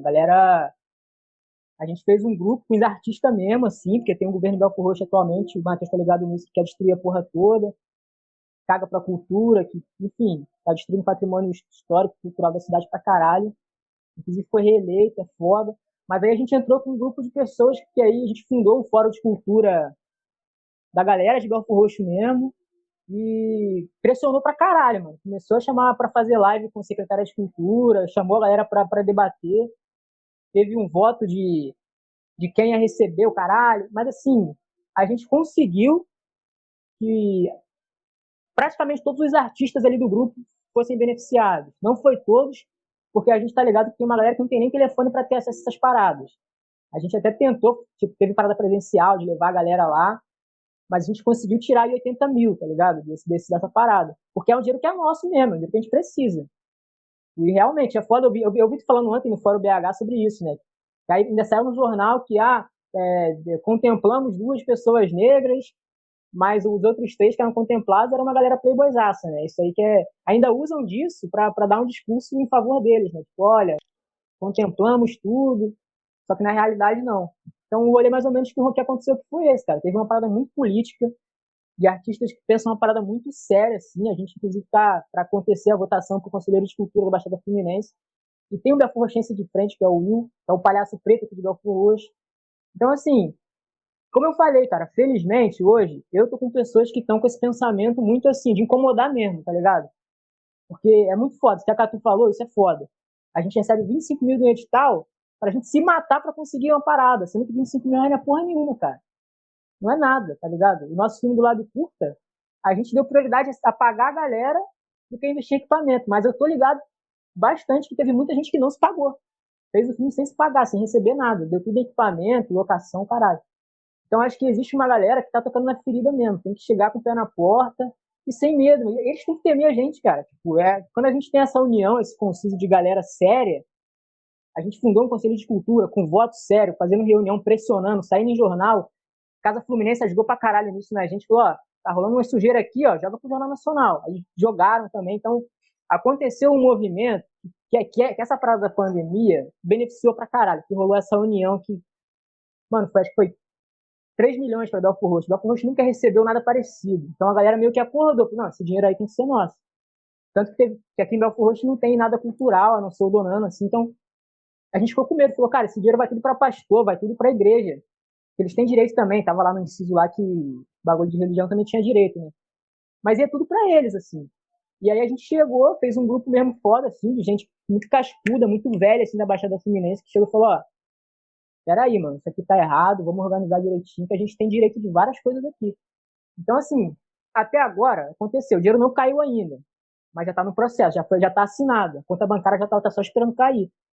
Então, acho que foi muito esse processo de chegar e incomodar mesmo, falar, ó, tá errado isso aqui, cara. O Lab Curto esse ano, por exemplo, porra, que edital sem vergonha, né, cara? Burocracia do caralho, porra, vai pegar 15% de curta-metragem, cara. Cara, isso não existe. Isso não existe. E rolou uma passividade muito sinistra, né, da galera do audiovisual. Ela ficou meio, vou fazer uma nota de repúdio, mano, não tem que fazer nota de repúdio, não, tem que chegar mano, tem que chegar com o pé na porta e falar, não queremos isso.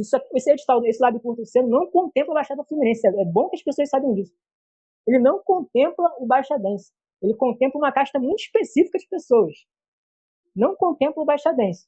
Ele não contempla de maneira nenhuma. Acho legal, o China e a Rebeca sabem muito bem disso. A gente conversou sobre isso. Tudo bem que teve uma pressão da FUNARD lá, mas eles estão ligados. CNPJ, mano, e outra, muito importante no edital, para estreantes. Eu ainda falei para eles na reunião, aqui nas lives, eu falei, ó, próximo edital, em vez de você ter estreante, bota 6, bota 10. Se for possível, coloca só um para estreante. É a melhor forma. E aí, esse ano tem estreante. Que estreante tem CNPJ para se inscrever em edital? Porque do ano passado foi pessoa física. Pessoa física é estreante. O Arthur Forte, diretor, era um estreante e tal, que conseguiu entrar nessa cota. Então, acho que, assim, é muito foda esse movimento que vocês fizeram, do Baixada Filme, eu assinei também, teve várias reuniões de maneira, rolou festival. Tem que acontecer de novo, da galera se levantar e falar, ó, vamos levantar essa faixa de novo, tá muito errado isso aqui tá muito errado, mano. Não tá rolando. Parar com essa parada de nota de fazer um textinho, mano, isso aí não dá em nada, de verdade mesmo, não chega na estrutura que a gente precisa.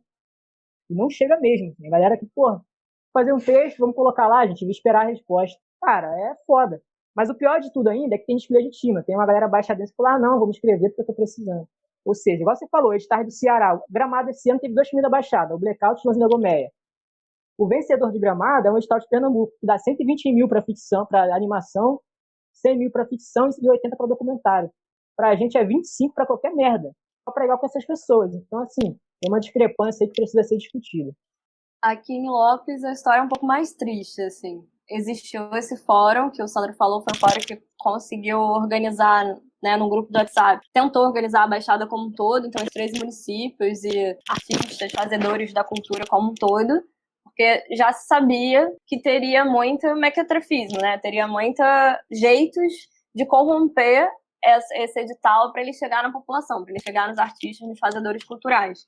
Então já se organizou esse fórum, isso desde o início da pandemia, antes de ter a aprovação da Lei Aldir Blanc. A cena da cultura ela já estava se organizando, acho que foi em abril que surgiu esse grupo no WhatsApp, para a gente discutir, né, as possibilidades e como pleitear direitos, né, assegurar direitos para os fazedores culturais, isso envolvendo toda a cadeia produtiva. Quando surgiu a aprovação da Lei Aldir Blanc, começou a se fomentar conselhos de cultura, porque tem muita cidade que acontece, né? Na Baixada Fluminense, acho que é o contexto da maior parte do Brasil. Não tem um fundo de cultura na maior parte dos municípios. A Baixada é Nova Iguaçu e Duque de Caxias, que são as grandes cidades, porque Nova Iguaçu é tipo a mãe da Baixada Fluminense. Todos os municípios faziam parte da Baixada de Nova Iguaçu e foram tendo sua independência. Então são cidades com seus problemas também, né, os seus coronelismos, suas famílias que permanecem no poder, mas que tem uma articulação mais forte dentro do setor da cultura e uma estrutura, tem fundo de cultura, já tem um hábito de fazer editais e tem a presença de fazedores culturais nesses conselhos municipais. Nilópolis não tem nem conselho municipal, nem fundo de cultura. E aí foi criado o Observatório de Nilópolis por uma galera muito massa do teatro aqui, da cidade, para pressionar, também nesse esquema de fazer live com o secretário, de pressionar a criação do cadastro, porque para surgir o cadastro de artistas e afins, já foi uma pressão enorme. Esse de Belfort Roxo causou várias polêmicas, porque queriam que a galera fosse presencialmente, e aí falava que era para ter uma inclusão com quem não tem internet, mas ao mesmo tempo, num contexto de pandemia, você tinha que, então, pelo menos criar as duas opções, né? Presencial ir online, porque não faz sentido no contexto de pandemia você fazer a pessoa se deslocar para uma instituição, para um local. Então, aqui em Nilópolis, a gente ainda está numa pressão, não tem um edital ainda, não tem uma transparência nesse processo. A cidade é uma cidade, né, estruturada também na não transparência, numa máfia que permanece no poder, no jogo do bicho. Então, a cena cultural, ela tem... E é a menor cidade do Brasil, né? É importante falar que Nilópolis é a menor cidade de extensão, é uma cidade muito pequena. E você conseguir ter uma resistência aqui, porque é muito forte a repressão também. Então, a gente está num processo de pressionar, né, pelo esse Observatório de Nilópolis. Teve vários encontros todas as segundas ao longo dos últimos meses, mas ainda não teve uma resposta satisfatória. E isso está acontecendo em vários outros municípios. São João de Meriti também está acontecendo. Já no âmbito do Estado e do município do Rio de Janeiro, do Estado, teve esses editais que foram lançados em 15 dias, você tinha que escrever, foi também um processo super corrido, uma grande documentação, e eles tinham uma exigência que você, para se inscrever, você tinha que ser MEI, você só tinha a opção de escrever como pessoa física, num que era de 5 mil, todos os outros você tinha que ser MEI ou produtora, e aí o de para baixo, que seria o de 50 mil, você tinha que ter 2 anos de atuação, mas só no máximo um projeto, o que era quase uma pegadinha, assim. É muito raro, já tem 2 anos de atuação, você só tem um projeto no seu CNPJ. Aí tinha essa pegadinha também. Teve muitos que foram inabilitados no primeiro, aí teve todo um recurso e mais de 30% agora foram habilitados. Eu tenho um projeto habilitado também no âmbito estadual, mas que ainda não saiu a nota final. Então não sei se vai rolar. Em Nilópolis, eu tô um pouco desesperançada, assim, que a gente vai conseguir uma resposta satisfatória, mas a gente segue na pressão aqui. Tem um bagulho que parece que se eles não gastar, se os municípios não gastar verba até o final do ano, devolve, né? Sim. Governo federal e tal. Mas a questão é que tem verba, né, mano? E aqui no município nós teve uma diferença que foi, as entidades entrou também, conseguiram se organizar. Então teve recortes, por exemplo, mãe solo, recorte de raça, de território, tá ligado? Então, inclusive nós só conseguimos por causa disso, tá ligado? A fita é essa, né? No edital já tá violento, né? Porque é isso, assim, eu vou falar, vou dar dinheiro pra, sei lá, alguém de Belford Roxo. E aí, um cara que tem grana em Belford Roxo vai ganhar e outro que não tá, e outro que tá passando necessidade braba, tá ligado? Artista de rua, uma galera que não tem, né, mano, assim, você abre toda essa margem, assim, né, pro bagulho, assim. E eu vi que aqui no estado de São Paulo, e pelo que vocês falaram também, assim, é um bagulho que quase latifundiário, assim. Tem uma empresa grande aqui, que é a Gulani, ela pegou 3 editais de 200 mil, tá ligado? Em linhas separadas. Aí outra empresa grande pega, tá ligado? E aí, eu vi que aí no Rio rolou também, né? Empresas grandes pegando, o Sandro falou aí e tal. E o bagulho é isso, né? É um bagulho anterior, assim mesmo e tal. Mas da hora pra compartilhar a experiência. É importante marcar esse momento na história do Brasil, que é a fita que o Sandro tava falando, assim, ó. É daqui pra frente, não tem como voltar mais, tio, sabe? Uhum. Quando nós formamos os nossos, nós não formamos pra competir, tá ligado? Nós formamos pra ter mais gente, mano. Assim, eu achei da hora você falou essa coisa do teatro, tenho até uma pergunta sobre isso. Um cinema se tem uma ideia de competição, né, mano? É muito, muito escroto por ser uma arte muito elitista. E nós tá dentro do bagulho capitalista mesmo. Parece que uma pessoa parecida com você logo é uma competição, que é quando nós ia pra entrevista de emprego, por exemplo. Você tá lá na fila, tem outras pessoas ali. Uma das pessoas vai conseguir emprego, outras não. Quando nós fala, de quebrada, periferia, ou qualquer termo que nós queira dar aí, nós não pode ver dessa forma, né, mano? Então eu acho que o trampo que vocês estão fazendo enquanto Baixada Cine é um trampo essencial, tá ligado? No cinema esse que chamam de Brasil, né, mano? Porque é isso, assim, não é sobre periferia, nós tem vários centros, né? Não é nem sobre Brasil, nós é uma terra de vários povos, tá ligado? Eu sou indígena e meu, tá ligado? Toda a memória do meu povo tá retirada quando você chama de Brasil só, sabe? Quando você chama só de periferia, acontece a mesma coisa com nós, tá ligado? Quase como se destacasse. Então, chega aí Catu, chega aí Sandro, tá ligado? E te destaca do seu território, né? Te bota, assim, você é periferia, então, bota como se você fosse só mais um ali no meio e só tem uma experiência específica pra falar e tal. Da hora, eu tenho outras perguntas, mas aí se tiver também não vou ficar atravessando não, mas satisfação ouvir vocês falar mesmo, da hora mesmo. Show, galera, muito bom. A gente tem mais uns 15 minutinhos aí, o Mário quer falar? Pode falar, Mário. Eu queria comentar 2 coisas. Uma, isso que o Lincoln falou agora, de a desorganização que acaba fazendo com que o dinheiro não seja entregue e tenha que voltar. Às vezes eu fico pensando que talvez isso não seja desorganização, seja justamente organização para mostrar aqui, cara, vocês mandaram dinheiro, ninguém pega isso não, para de mandar isso. Sabe, o dinheiro é nosso, não tem que mandar para ninguém não, a galera não quer. Talvez seja uma coisa muito pensada, né? Isso aí sendo Brasil, não seria de se espantar. E o que a Catu estava falando sobre coronelismo nas cidades da Baixada, isso eu queria compartilhar que não é, exclusividade. Eu moro em Cachoeiras de Macacu, que é no interior do estado do Rio também, e aqui também rola esse tipo de coisa. Eu tenho muitos amigos que fazem parte do Conselho de Cultura do município e rola muito isso de ter o papo de querer ajudar, de querer dar o apoio, mas vem a migalha. Né? Para quem importa mesmo, não chega o grosso da ajuda. Acontece esse tipo de coisa. Inauguraram o Centro Cultural aqui na cidade. Um lugar com um teatro legal, com assentos. E aí o nome que deram, a abreviação, formava o nome do prefeito. Foi uma coisa ridícula. Foi uma coisa ridícula. O nome dele era Sica, o apelido era Sica.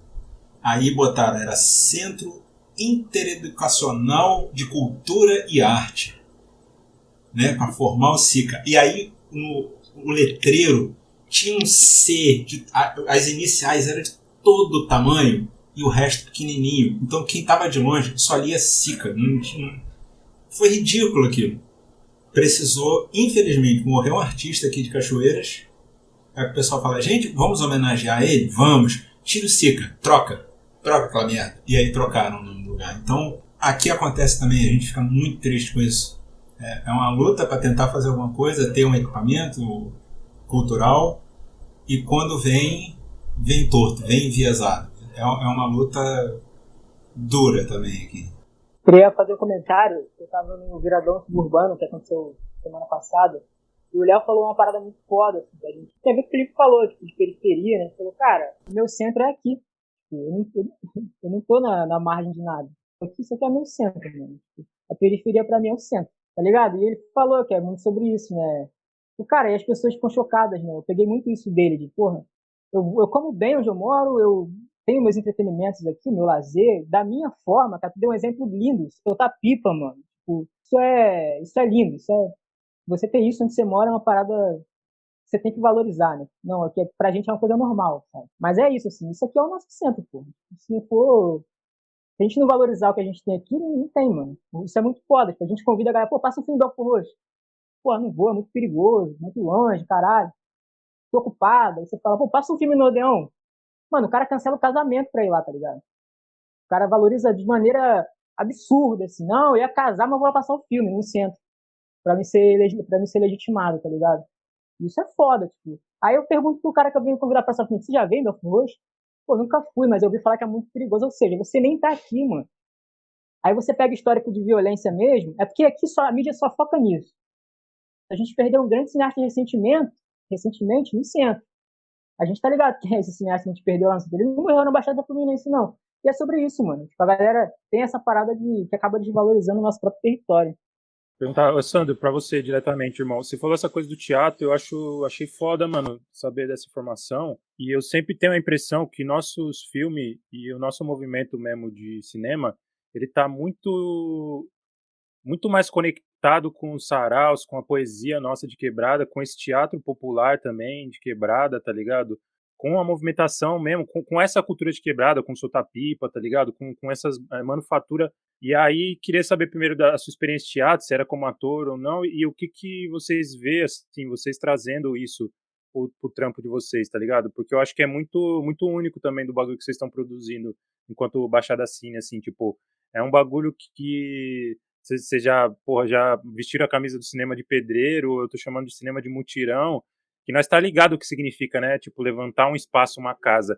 E eu sinto que o teatro, os saraus, eles fazem isso de uma forma, tá ligado? Tipo, muito foda. O visual tá cada vez mais, tipo, tirando esse bagulho elitista mesmo que vem com a ferramenta, né? E colocando nesse lugar. Então, eu queria saber, assim, como que transpassa essa experiência ou o que você sente que vem dessa experiência, tá ligado? É foda, cara, eu comecei a fazer teatro, meus amigos me levaram pro teatro, justamente porque eu achava que cinema não era possível. Eu achava que cinema era uma coisa de equipamento, era uma parada que eu só podia fazer se tivesse uma câmera. E já tinha provocado pessoas a fazer filme com telefone, mas ninguém topava, assim, ninguém. E o teatro, ele me abraçou, assim, primeira aula de teatro, você chega, a galera te abraça, a galera começa a fazer aquela roda de mudar o mundo através de uma peça. É muito transformador você ouvir aquilo, você fala, caralho. E eu lembro que na primeira aula eu pensei, mano, essa aqui é a minha galera. Me apaixonei pelo teatro, fiquei como ator durante uns 5 anos e estava indo para arte e educação, estava começando a dar aula de teatro, estava embarcando numa onda de teatro de animação, que é manipulação de boneco, máscara. E aí, quando eu fiz o primeiro curta, com essa galera de teatro, o Baixada Cine hoje tem 8 pessoas, 6 vieram do teatro, só para vocês terem ideia. Então a gente tem um pensamento muito parecido a essa coisa de democratizar acesso. É um foco muito grande nosso a gente pensar um cinema acessível para todo mundo. Assim. A gente faz cineclube em bar, em praça, em escola, em todo quanto é lugar, tá ligado? Pra gente não tem uma limitação disso, não. E aí, tem muito sobre isso, cara. Tem muito sobre isso, porque quando a gente vem de um espaço que é tão aberto, tão democrático, é daí que eu tiro essa parada de olhar pra capa de um filme e tá o nome de uma pessoa, tá ligado? Isso pra mim não existe, cara. Se você faz teatro e você é a grama na peça, você é a grama, você é o personagem tipo de grama. Você vira pro seu pai e você fala assim, pai, minha peça vai estrear amanhã. No cinema, se você faz o som, pô, eu tô fazendo o som para um filme, você não chama o filme de seu. Isso é muito simbólico, isso é muito simbólico. E o diretor da peça do teatro se sente ali porque ele precisa dos atores. Ele tem noção disso. Se os atores não estiverem lá, tem um buraco na porra da peça. Não vai acontecer, mano. Ou pior, se tiver outra pessoa, vai ser outra peça, da mesma forma que é o filme. Se o cara do som for substituído, é outro som, mano. Não é uma coisa mecânica, não é uma coisa exata, não é 2 mais 2 é 4.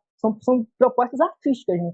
Eu acho que vem muito disso, assim, essa coisa. O teatro me influenciou muito na minha vida, assim, como pessoa tipo, falante, como um arte educador, como uma pessoa que se impõe muito nas paradas, assim, de, pô, isso aqui tá errado, não, isso aqui não concordo.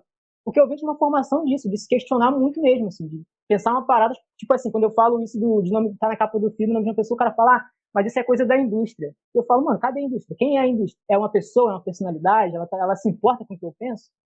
Tipo, indústria, para mim, é uma parada que apoiou a escravidão, apoiou o nazismo. Isso é indústria. Ela apoia o que convém, o que dá lucro, o que vende. De acordo com o nosso raciocínio crítico, né?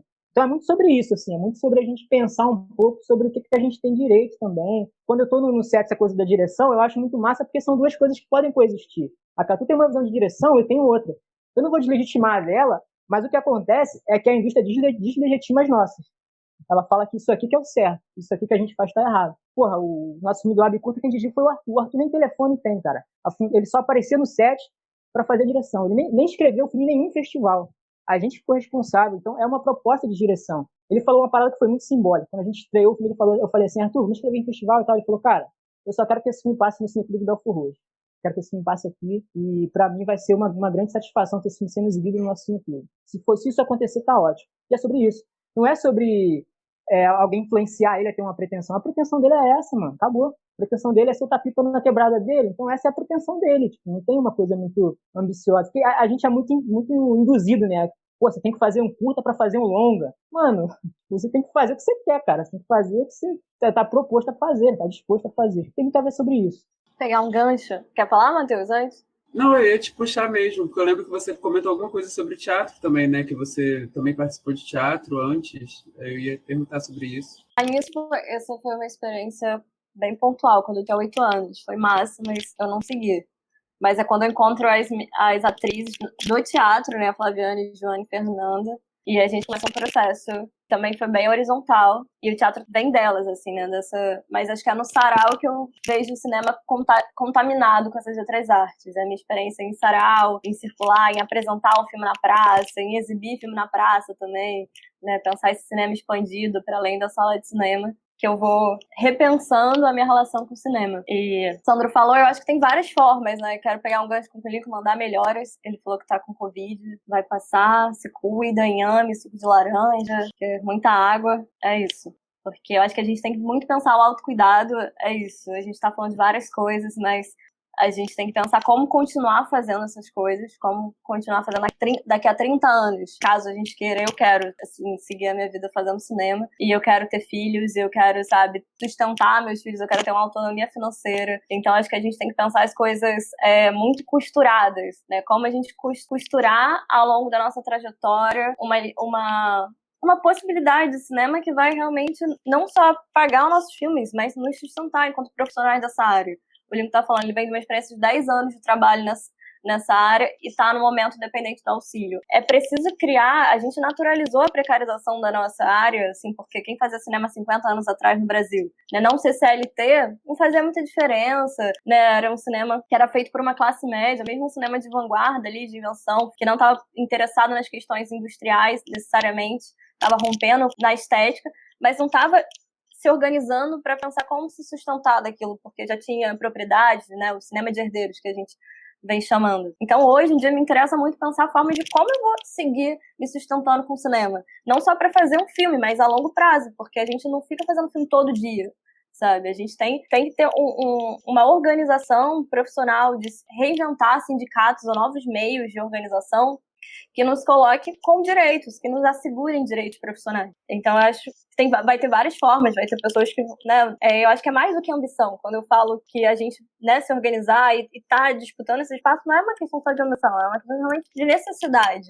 Eu preciso me organizar agora, eu preciso ter uma responsabilidade, e eu acho que o cineasta, sem dúvida, no campo, no reconhecimento, ele tem uma centralidade que tem que ser repensada, porque se a gente está, né, passando perrengue e tendo dificuldade com editais, se a gente pensar os técnicos, na hora desses editais, eles são muito mais desfavorecidos. Toda a galera que trampa na indústria da cultura, os artistas, as pessoas que estão ali na cena, na visibilidade, tem muito mais chance do que os técnicos. E não que eu não seja técnica também, assim, eu também atuo fazendo trabalhos técnicos, mas eu tenho esse espaço, né, de visibilidade, então eu consigo concorrer com o cara que só faz técnico de som, às vezes ele nem pensa em oferecer uma oficina, né, a pessoa que só faz técnico de som, e os editais de agora, o momento de agora, a pandemia não tem valorizado essa galera, e se ela não tiver organizada em coletivos, elas ficam muito mais precarizadas do que a gente, e isso é uma parada que foi o Adilei Queiroz que me alertou, assim, quando eu estava no processo de pensar cinema coletivo, e eu não sei se era numa idealização, assim, mas imersa nesses processos, e também de fazer de baixo orçamento, né, não se pagar e fazer filmes. E o Adilei Queiroz falou, cara, se você não paga a galera ali, o que a galera vai ter depois do filme? Né? Qual é a volta, assim? Você pensar cinema fora dos centros, fora de uma galera que já tem uma estrutura financeira, que não precisa do dinheiro. Você não criar um cinema sustentável, você ficar defendendo um cinema de baixo orçamento, um cinema sem orçamento, que não existe também, isso é uma ficção, é uma grande mentira, a gente falar que tem algum filme que não tem custo, porque vai ter o custo do próprio realizador, de alimentação, do aparelho que você tem, mesmo que seja feito com celular, aquele celular tem um custo. Então, o fazer cinema tem um custo, porque viver tem um custo, a não ser que a gente mude o sistema, assim, mas existe um custo. Então, a gente não idealizar esses processos, eu acho muito importante, para pensar como permanecer fazendo eles, e permanecer fazendo de um modo que seja massa, que inclua, sabe? Que eu com 80 anos, sabe? Eu tenha condições de continuar fazendo cinema e que isso seja de maneira não precária, assim, né? De uma maneira saudável, de uma maneira sustentável. E não só eu enquanto cineasta, mas as pessoas ao meu redor que trabalham junto comigo. Nossa, gente, muito show essa conversa. Infelizmente estamos chegando aí na reta final, mas eu queria já começar meus agradecimentos aqui pela presença de vocês. Muito impactante toda essa conversa. Eu acho que tem uma ligação muito forte com tudo que a gente vem discutindo durante esse ano aqui no coletivo, né? Esse coletivo existe há mais ou menos 1 ano e a gente realizou uma série de videoconferências durante a pandemia em que a gente estava discutindo muito sobre essas coisas, né? Qual é o nosso lugar? Como é que a gente vai sair daqui e se sustentar? Como é que a gente vai ter um emprego? Ainda mais quando a gente fala de professores de cinema, né, arte educadores, tipo, que escola que contrata um professor de cinema, como que a gente vai entrar nesses lugares, quais são os editais, porque às vezes os editais têm lá, para professor de artes, um monte de possibilidades de licenciatura, mas não tem a licenciatura de cinema, então acho que é uma luta muito próxima do que a gente está vivendo aqui na licenciatura, e eu acho que é uma luta que a gente sempre vai viver, né, enquanto artistas, infelizmente.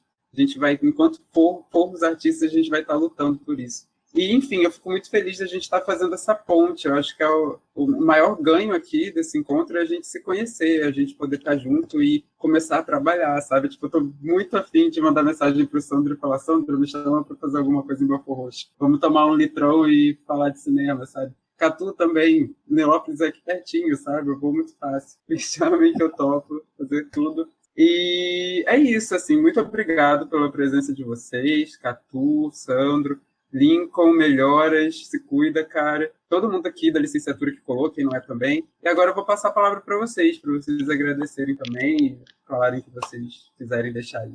É isso, pô, agradecer muito essa troca. Eu acho que a gente tá tendo que falar disso, né, cara? Acho muito bom. A gente tá falando com pessoas semelhantes também. E também com pessoas diferentes, né? Que tem que ouvir essas paradas diferentes, assim. Às vezes eu paro para refletir, ouço coisas que eu não ouvi ainda e penso, pô, eu tava errado nessa questão aqui, eu posso fazer diferente, tal. O que a gente não pode deixar é deixar de ouvir, né, cara? Trocar, porque essa troca é importante pra caralho, assim.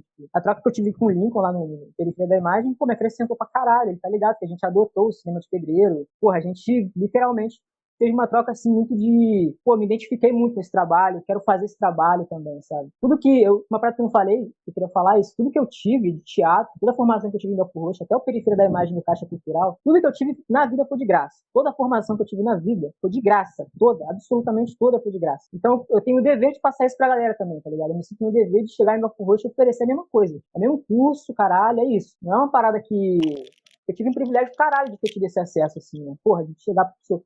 E as pessoas que me deram isso de graça foram pagas, tem a ver com o que a Catu falou.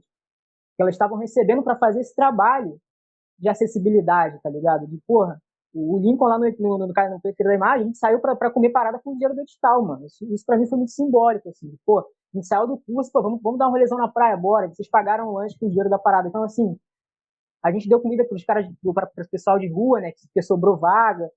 É esse tipo de movimento, cara. Isso é muito foda, assim. Isso é muito, muito sinistro, assim. Porra, eu bato palma mesmo, acho que tem uma galera aí que tá fazendo um trampo assim, que é muito de identificação mesmo, sabe? Acho que é isso. O que eu falei nisso também tem a ver com o que a Tati falou, da gente fomentar o mercado que a gente tem, que ainda não está sendo fomentado, sabe? O Nilópolis é pequeno, mas tem muita gente. Belfort Roxo é pequeno, mas tem 500 mil habitantes que estão ali, que pode ser um mercado para a gente de audiovisual, de arte educador, de fornecer um trabalho de filmagem. Esse período de eleição, cara, eu recebi muito trabalho de edição. Fiquei muito feliz com isso, assim. Muito trabalho aqui da região, assim. Essa é o lance da Lei Aldir Blanc, o edital de auxílio cultural, né? O edital que teve recentemente, 2000 e pouco. Eu recebi uns 3 trabalhos também para filmar aqui em Belfort Roxo. Então tem a ver sobre isso também. E quando eu recebi esses trabalhos, eu fiquei pensando, porra, é isso, esse mercado existe, e é isso. Ninguém do Rio nunca me chamou para fazer nada, tá ligado? Nunca me chamaram para trabalhar. Inclusive já falaram, vocês têm que chamar a gente para trabalhar. Eu falei, como assim? Como assim? A gente tem que chamar vocês, cara? Eu tenho 24 anos, meu coletivo tem pessoas de 19. Vocês que têm que chamar a gente. E quem me chamou para trabalhar em filme, a única pessoa que me fez trabalhar em filme foi a Josi Antunes, que é uma belforroxense, fez o filme do Prédio Posto 13 agora, tá em processo. Tá, vê como são as coisas? É dessa maneira, tipo, que a gente tem que trabalhar, mano. Tipo, se a gente não valorizar os nossos, mano, essa galera não vai, tá ligado? Essa galera tá cagando, literalmente. O Lincoln tá muito ligado, tipo, tu abre um curso num centro, é um cara de periferia e 15 playboy na porra do curso. Sendo que o curso é voltado pra galera de periferia. Aí quebra a estrutura. Mas uma coisa que eles não fazem é vir até aqui. Então, quando acontece aqui, eles não têm nem culpa isso. Aí acontece essa parada de, porra, a galera daqui sente que tá pertencente. Mas é isso, queria muito agradecer. Muito bom essa troca de ideia. Vou deixar o contato aí que a galera pediu também. Se quiser trocar ideia mais, produzir também, cara, chama. A gente tá aí pra isso, sabe? A gente tá aí pra trabalhar, pra fazer coisa junto. Tomar cerveja. Vou tomar cerveja hoje. Hoje eu vou pro Terra-média, lá no Shangri-La, o melhor bar de Belfort Roxo. Vou tomar cerveja com outros cineastas. Sobre isso. É sobre isso, né? Eu não vou tomar cerveja, eu tô na água hoje. Mas eu passei meu contato aqui. Um prazerzão, gente, trocar, escutar. Saber que tá tendo esses outros movimentos na UF também. Eu fico muito feliz de vocês terem criado esse coletivo, tá fazendo essas trocas por iniciativa própria, porque isso é um processo de formação, às vezes bem mais radical do que a experiência em sala de aula. Então, boto fé que vocês continuem, que vocês também reverberem essas experiências depois também na UF. Estou acompanhando, vocês estão com várias iniciativas, né? A revista, eu acho muito foda que esses espaços que a gente contamine a instituição, acho que o que o Sandro falou, né? Quando a gente está nesses lugares, a gente tem mais para acrescentar, acho que são experiências de troca, e a gente também rompe as estruturas ali, cria novas, então fazer da universidade cada vez mais um espaço plural, mais próximo, né? Sem muros, é foda. Acho que esse projeto ele tá criando essa trajetória, então parabenizo aí vocês criaram essa iniciativa. Eu vou buscar escutar os outros. Quando eu vi que tinha tido Walter, eu falei, eu achei muito foda, porque enfim, é um rolê do cinema, a TV Machão Bomba, eu sempre fico chocado o quanto ela não é valorizada, ainda mais no Rio de Janeiro, assim, porque aconteceu, assim, ela tem uma repercussão da América Latina e ela não tem essa repercussão no curso de formação de cinema e audiovisual. Acho que a gente tem que se organizar, se encontrar mais, vamos trocar, tomar essas cervejas. Acho que no contexto de pandemia eu não estou encontrando muita gente, mas a gente consegue seguir esses diálogos de outras formas. O projeto até que foi habilitado na Léo de Blanc, o Mário falou que é de Cachoeira, é para ser realizado em Guapimirim, que eu estou continuando essa pesquisa sobre rios, e é sobre o Rio Macuco, assim, é a partir do Rio Macuco a ideia do projeto, então com certeza eu vou querer trocar, se ele for realmente se realizar, então me adicione aí, manda e-mail, mesmo se ele não for aprovado nesse edital, já é um processo que eu comecei e que em algum momento ele vai se realizar. É isso, as pessoas que comentaram aqui não falaram também, muito massa, muito foda, tá aqui nesse momento. Eu sempre gosto também de trocar, de pensar novas maneiras. Eu acho que a gente sempre tá pensando também como a gente se meteu nisso, como a gente vai sobreviver nisso, por mais que a gente encontre respostas de agora, pagar a conta desse mês, pagar a conta do próximo mês. Eu, aos meus 30, acabei de 30, eu sou 30 agora em novembro, e eu venho pensando a longo prazo, já venho pensando em minha aposentadoria, não no certo sentido de me aposentar de fazer, né, mas já, cara, gente, vai surgindo umas dores nas costas, né, as coisas da vida vão, né, problemas do corpo, enfim, e o cinema, ele precisa ser esse lugar de invenção, de transformação, mas de sustento também. Então, eu tenho levado com muita seriedade, muita centralidade e, né, a longo prazo, não só no momento. Então, eu tenho levado muita seriedade essa questão, pensado em muitas formas, buscado, me organizado, trocado com todo mundo. Muito bom escutar o Sandro. É a primeira vez que a gente tem esse espaço de troca, assim. Então, vamos seguir. Quero conhecer mais o coletivo, se encontrar mais. Vamos chegar aqui em Lopes, chegar em Belfort Roxo. E é isso. Obrigada a cada um de vocês. Se cuidem, porque a gente está num momento difícil para tudo, sabe? E a gente está sendo atacado de várias maneiras. Então, a gente precisa também estar muito se cuidando dos nossos, de maneiras muito afetuosas, muito práticas também. É isso, é um copo d'água, é fazer um suco, é perguntar se um amigo tá bem, sabe, é ver pessoas próximas que estão sumidas, dar um alô, façam isso, que é super importante nesse momento a gente estar próximo dos nossos. Obrigado, Catu. Gente, é isso. Eu tô muito feliz aqui, tô com o coração quentinho, hoje eu vou dormir mais feliz. E agradeço mais uma vez a presença de todo mundo e vai ficando por aqui o nosso 5º encontro do Papo Coletivo. Até a próxima, galera. A equipe responsável pela realização dessa temporada foi composta por Bruna Massa, Guilherme Cerqueira, Mariana Mendes, Mário Marinato, Pedro Romeiro e Thomas Gamboa. As artes visuais são de Ayomi Araújo, Guilherme Cerqueira, Mariana Mendes, Pedro Romeiro, Raquel Aranha e Rafaela Whittaker. Deixamos aqui também nossos agradecimentos a todas as pessoas que participaram dos encontros e que contribuíram para uma conversa ainda mais rica. Bom podcast!